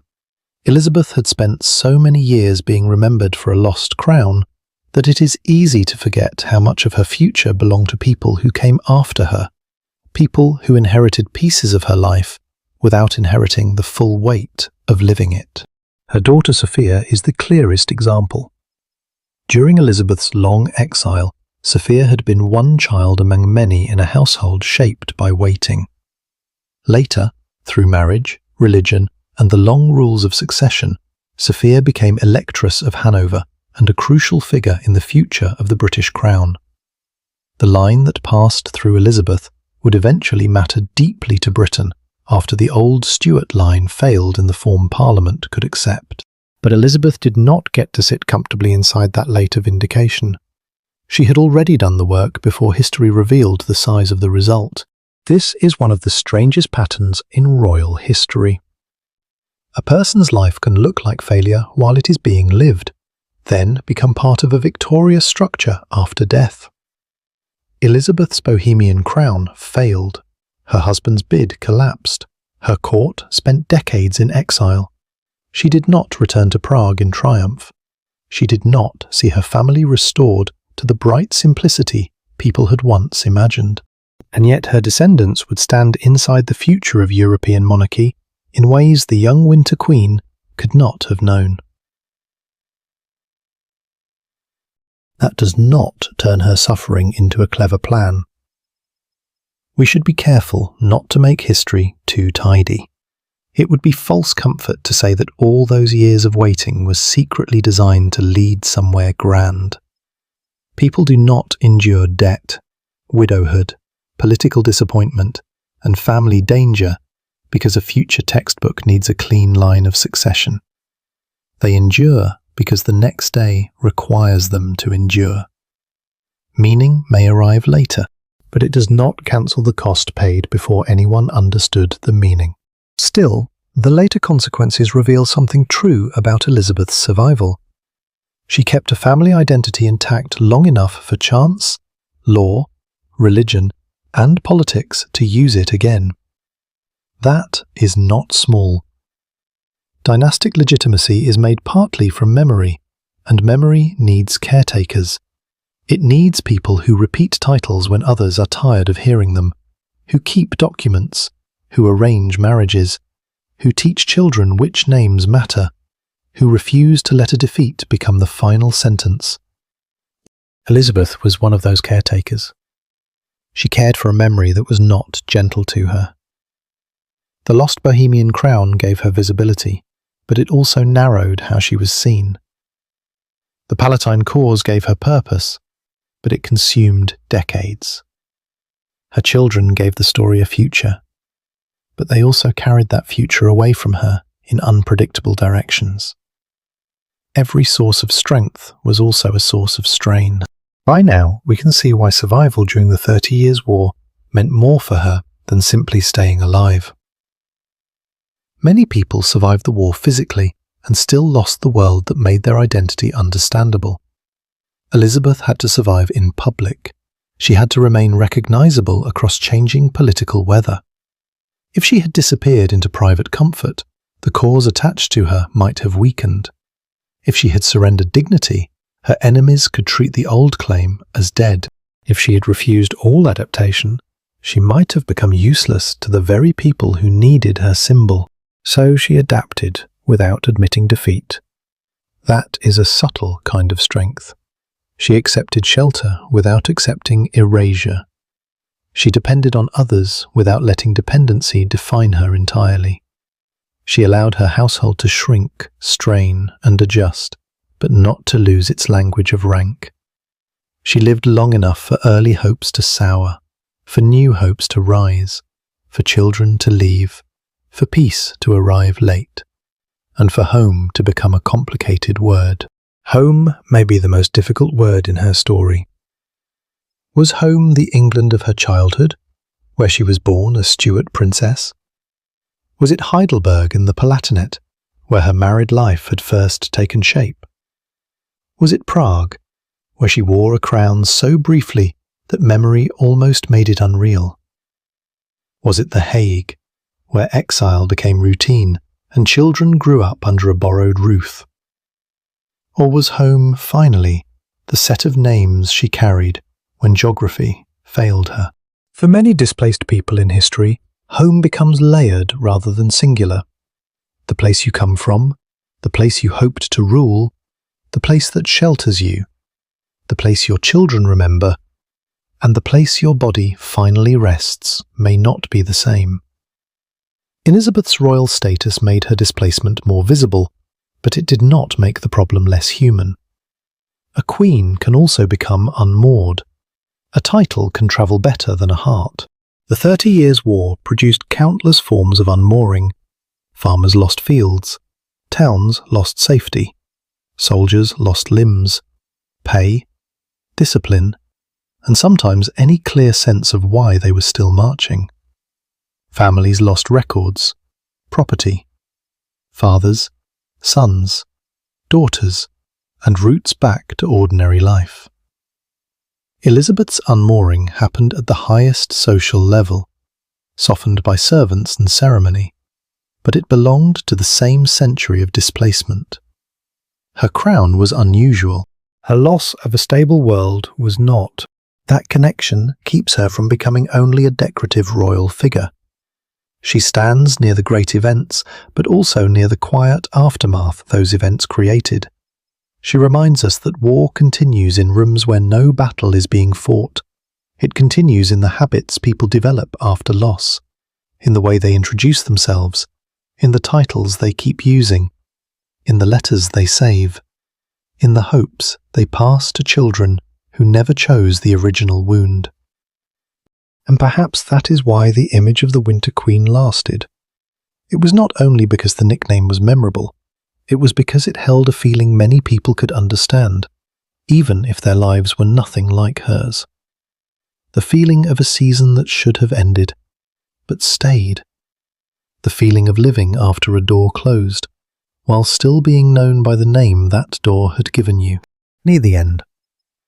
Elizabeth's story does not ask us to admire failure dressed as romance.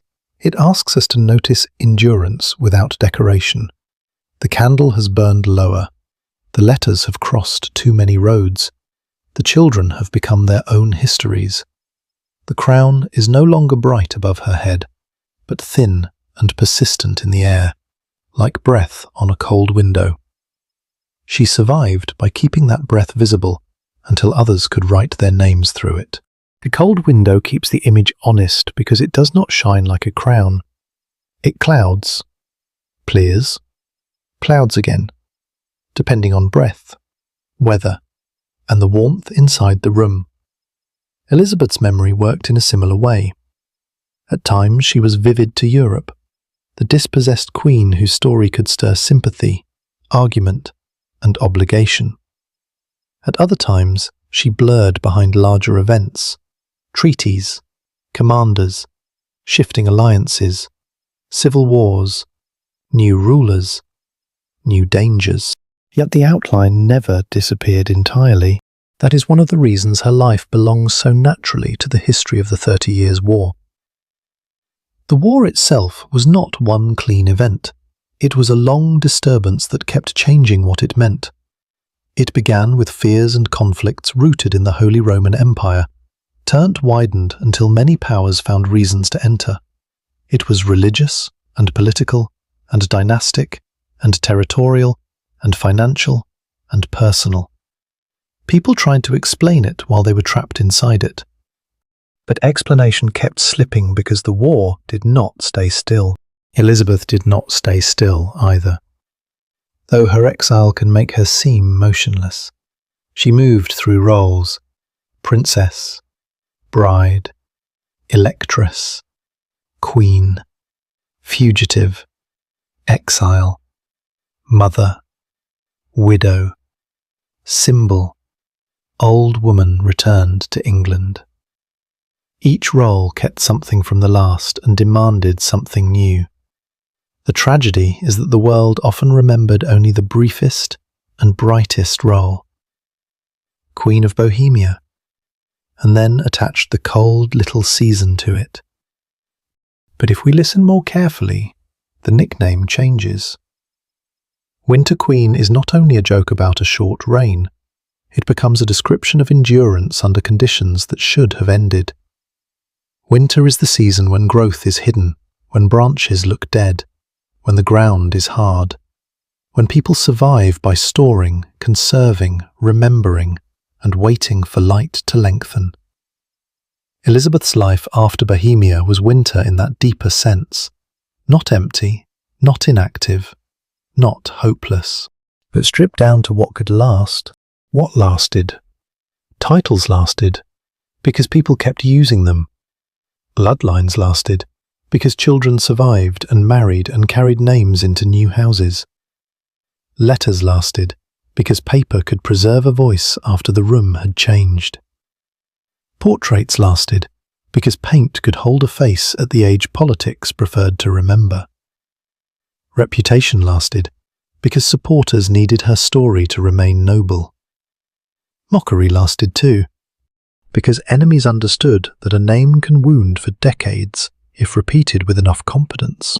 And ordinary habits lasted. That may matter most. The habits of rising, dressing, receiving, answering, paying what could be paid, postponing what could not, comforting children, sending thanks, reading news, holding back irritation, allowing hope to enter without letting it overturn the room. These habits are easy to overlook because they do not look like history from far away, but they are the muscles by which long survival is carried. In many war stories, survival is a single escape. The gate opens, the rider flees, the ship leaves, the city falls behind. Elizabeth had that kind of escape after the collapse in Bohemia, but it was only the beginning. The harder survival was staying intact after escape had become routine. It was one thing to flee danger. It was another to remain meaningful through years when the danger had turned into paperwork, debt, memory, and waiting. This is where her rank both separates her from ordinary suffering and connects her to it. She never had to endure the war as a village woman might, hiding food from soldiers, burying family, or walking roads with no guarantee of shelter. We should not pretend her experience was the same. Her blood gave her protection, hospitality, and an audience. But protection is not the same as peace. An audience is not the same as power. A title is not the same as a home. The war made many people learn that distinction. A farmer could own a field and still lose the harvest. A town could have walls and still lose safety. A prince could have rights and still lose territory. A queen could have a crown in memory and still lose the place that made the crown real. The 30 Years' War was full of such separations, between name and thing, law and possession, promise and arrival. Elizabeth lived inside the separation between queen and kingdom. That is the central mechanism of her story. Everything else circles it. Her letters tried to bridge it. Her children were raised beneath it. Her household performed against it. Her grief was shaped by it. Her later legacy transformed it, but did not erase it. She survived by making the space between name and reality politically useful, emotionally bearable, and socially recognizable. There is no need to make her saintly. She belonged to a proud royal world. She could be ambitious for her family, attentive to rank, dependent on hierarchy, and shaped by assumptions far from our own. But that makes her more human, not less. Endurance is not reserved for the pure. People survive with vanity, pride, impatience, calculation, tenderness, faith, fear, and stubbornness all mixed together. Elizabeth's strength was not that she floated above those things. It was that she used the materials her world gave her and did not let defeat take the last word quickly. The phrase quickly matters. Defeat sometimes wins by speed. It shocks people into silence, scatters papers, breaks households, makes allies nervous, and teaches the defeated to lower their voices. Elizabeth's resistance was slow. She kept speaking in the forms available to a queen without a kingdom. She did not undo defeat, but she delayed its attempt to become the whole story. For decades, whenever someone addressed her, visited her, painted her, wrote to her, or married into her line, the old loss had to admit it was not alone in the room. By the time her life neared its close, the war that had shaped her was already passing into memory. People could begin to explain it, arrange it, blame it, summarize it, and place it into the colder order of history. Elizabeth herself was harder to summarize fairly. She was not the winner of the war. She was not simply its victim. She was one of its long echoes, a person whose significance lay in duration. Duration is a quiet form of drama. It asks the listener to stay with someone after the obvious scene is over, after the crown is lost, after the flight, after the first sympathy, after the husband dies, after children grow, after peace comes too late to feel like rescue. What remains then is the deep story.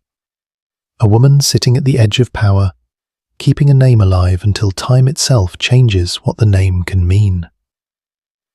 The name did not settle all at once.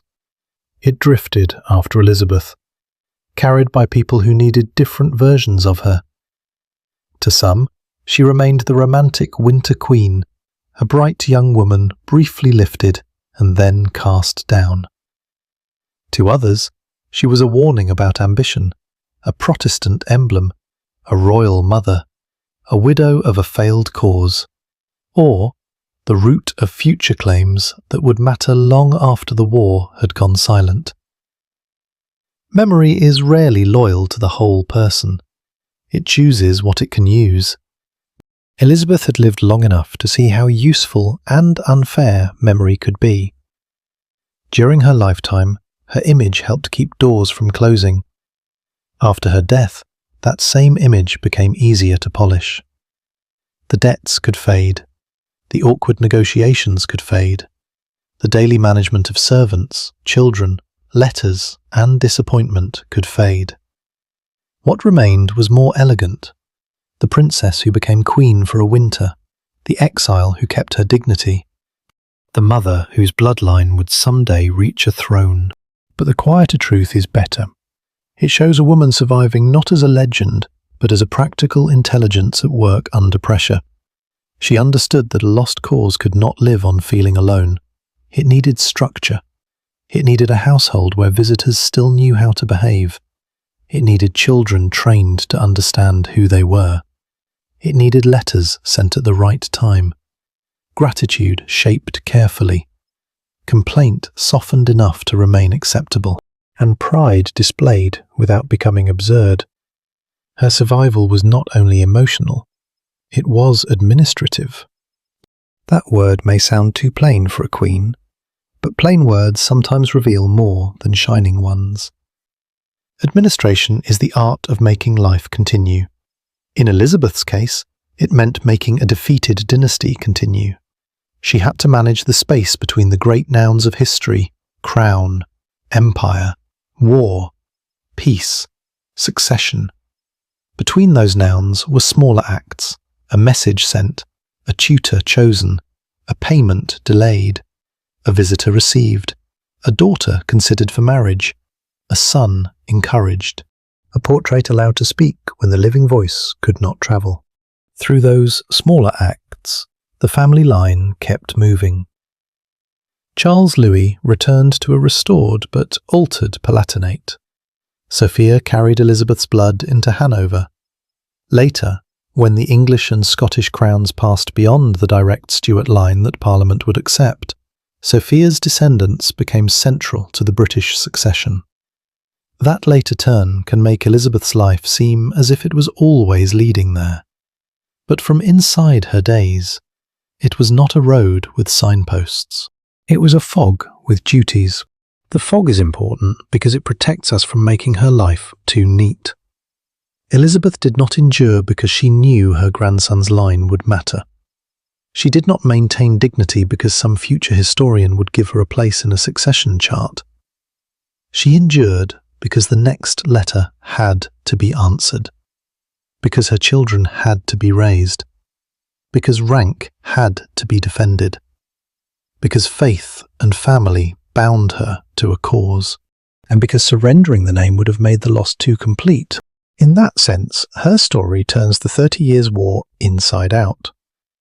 The war is usually remembered as scale: armies, sieges, treaties, devastation, borders, confessions, millions affected across Central Europe. Elizabeth's life shows the same war as duration. The true weight was not only in how far it spread, but in how long it sat inside people's lives. It could take a single winter crown and make it echo for 40 years. It could turn a young bride's political marriage into an old woman's defining memory. It could make a family live as if tomorrow might repair yesterday, while tomorrow kept arriving without repair. The difference between public success and private loss becomes very clear near the end. Politically, her line did not disappear. The Palatine claim survived in altered form. Her descendants mattered. The nickname endured. The portraits remained. The story could be told. But privately, no later success could give back Frederick, or the first hope of Prague, or the children as they had been, when everything still seemed possible, or the decades spent in rooms where news arrived with too much weight. That is why the final image should not be a crown restored to brightness. It should be something smaller and more truthful. Perhaps an old letter kept after its immediate purpose has passed. At first, the letter was urgent. Someone waited for its answer. Someone read it looking for money, help, news, or comfort. Years later, the urgency changes. The paper becomes evidence that a person kept trying. The ink no longer commands action, but it still holds a trace of breath. Elizabeth's life is like that letter. It began inside immediate crisis, then became record, memory, and symbol. Her survival during the 30 Years' War was not survival over a single danger. It was survival through repeated translation. She had to translate queenship into exile, marriage into widowhood, motherhood into diplomacy, hope into maintenance, and defeat into a story that could outlive the people who first suffered it. That is why she should not be remembered only as the queen who reigned for one winter. She was also the woman who lived through the long after season, when the easy drama was gone and the difficult work remained. The world had seen her fall quickly. It had much more trouble understanding how slowly she refused to vanish. And maybe that is the deepest lesson of the Winter Queen. Some lives are not defined by the moment they lose power, but by the years in which they keep meaning after power has changed shape. Elizabeth could not hold Bohemia. She could not stop the armies. She could not force kings and ministers to move at the speed of her need. But she could remain a point of return for memory. She could make people answer letters. She could make children inherit a name. She could make a lost crown linger long enough for history to find new uses for it. The war ended, the treaties cooled, and the maps were redrawn by hands that cared more for settlement than for romance. Yet, somewhere beneath those formal lines remained the human labour of people who had carried claims through hunger, fear, ambition, and delay. Elizabeth's labour was royal, cushioned, visible, and ceremonial, but it was labour all the same. She carried a winter others kept naming, patiently and deliberately, through age and distance, until the name became less a mockery than a monument. A monument can make suffering look smoother than it was. Stone is patient. Bronze is quiet. A nickname, once it becomes famous, can hide the scratch of the years beneath it. The Winter Queen sounds almost designed for memory, as if Elizabeth Stuart had stepped into history already shaped like a legend.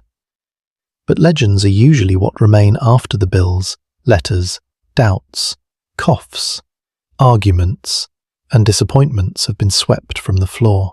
So before we leave her, we should let the floor remain unswept for a moment. Let the room stay human. There is paper on the table. There is a candle that has burned unevenly because the air near the window is cold. There are servants somewhere beyond the door, tired of carrying the dignity of people above them.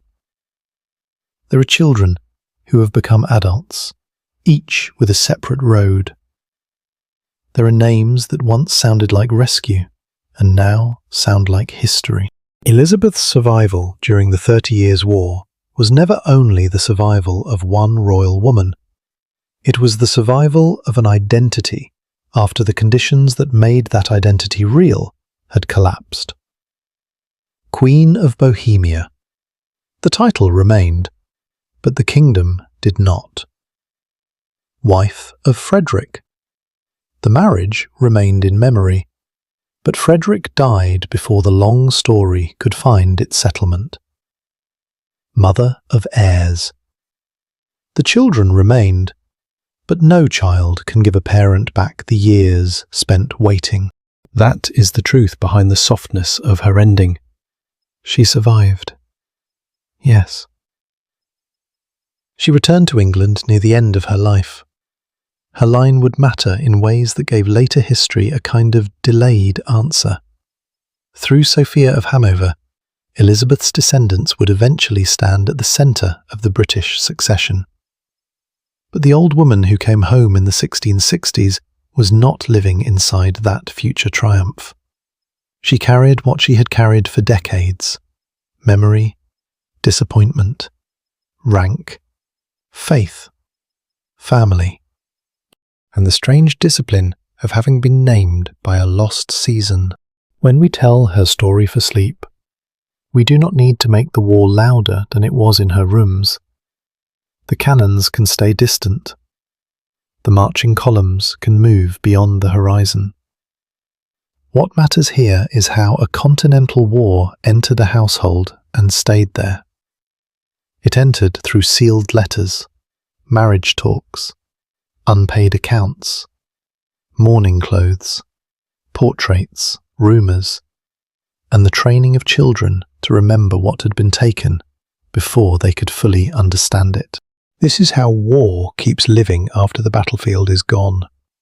It survives in habits too small for battle paintings, in the pause before opening bad news, in the careful saving of a title that no longer commands a city. It changes the way people introduce themselves. It changes what a mother hopes for. It changes which relatives feel close, which promises sound thin, which ceremonies must be preserved because everything else is slipping. It makes a table into a border between memory and reality. It turns a crown into an address. It turns waiting into work. Elizabeth's work was not perfect, pure, or simple.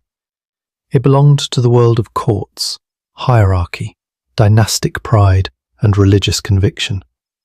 She wanted restoration for her family, not a modern idea of peace for everyone. She benefited from rank even as rank failed to save her from loss. She lived cushioned from the worst material horrors of the war, and that difference matters. Yet within her own world, she endured a particular kind of ruin, the ruin of public meaning, followed by the obligation to keep that meaning alive.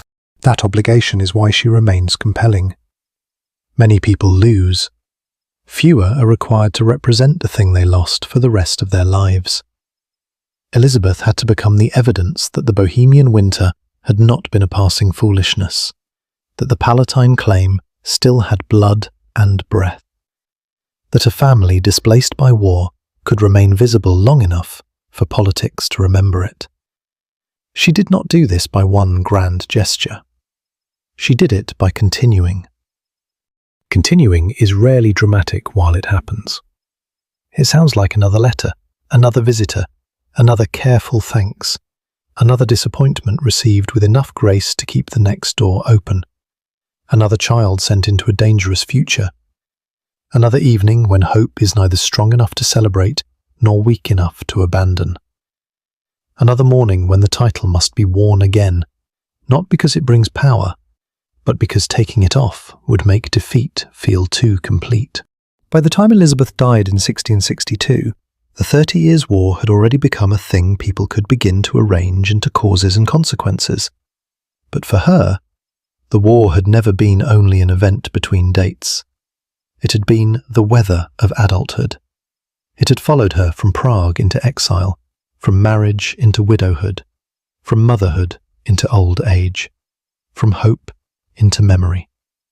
It had changed shape so many times that surviving it meant changing shape as well, while keeping one name recognizable. And perhaps that is why the Winter Queen still lingers. Not because her reign was long, not because her power was secure, not because her life ended with a shining reversal. She lingers because her story shows what remains after the obvious symbols fail. A crown can be lost, a kingdom can be taken, a husband can die, allies can delay, children can scatter, peace can arrive too late. And still, someone may sit beside the cooling wax and keep the line of memory unbroken. So imagine her now, not under the bright lights of a coronation, but in the softer light after everything has been said. An older woman, no longer the bride England celebrated, no longer the young queen Prague briefly received, no longer merely the exile others pitied or praised. Around her are the traces of a life spent translating loss into endurance. The letter, the seal, the worn title, the family names moving beyond her reach. The winter that began as a political failure and ended as the season by which history remembered her. The room is quiet. Outside it, Europe has changed. The maps have been argued over, the treaties written, the armies dismissed or turned toward other purposes. But inside this final image, nothing needs to move quickly. The candle lowers, the paper cools, the title remains in the air for a moment longer. Not quite crown, not quite wound, not quite victory. Just a name, carried through 30 years of war and beyond, until it became the last soft proof that Elizabeth Stuart had survived the winter by becoming impossible to forget.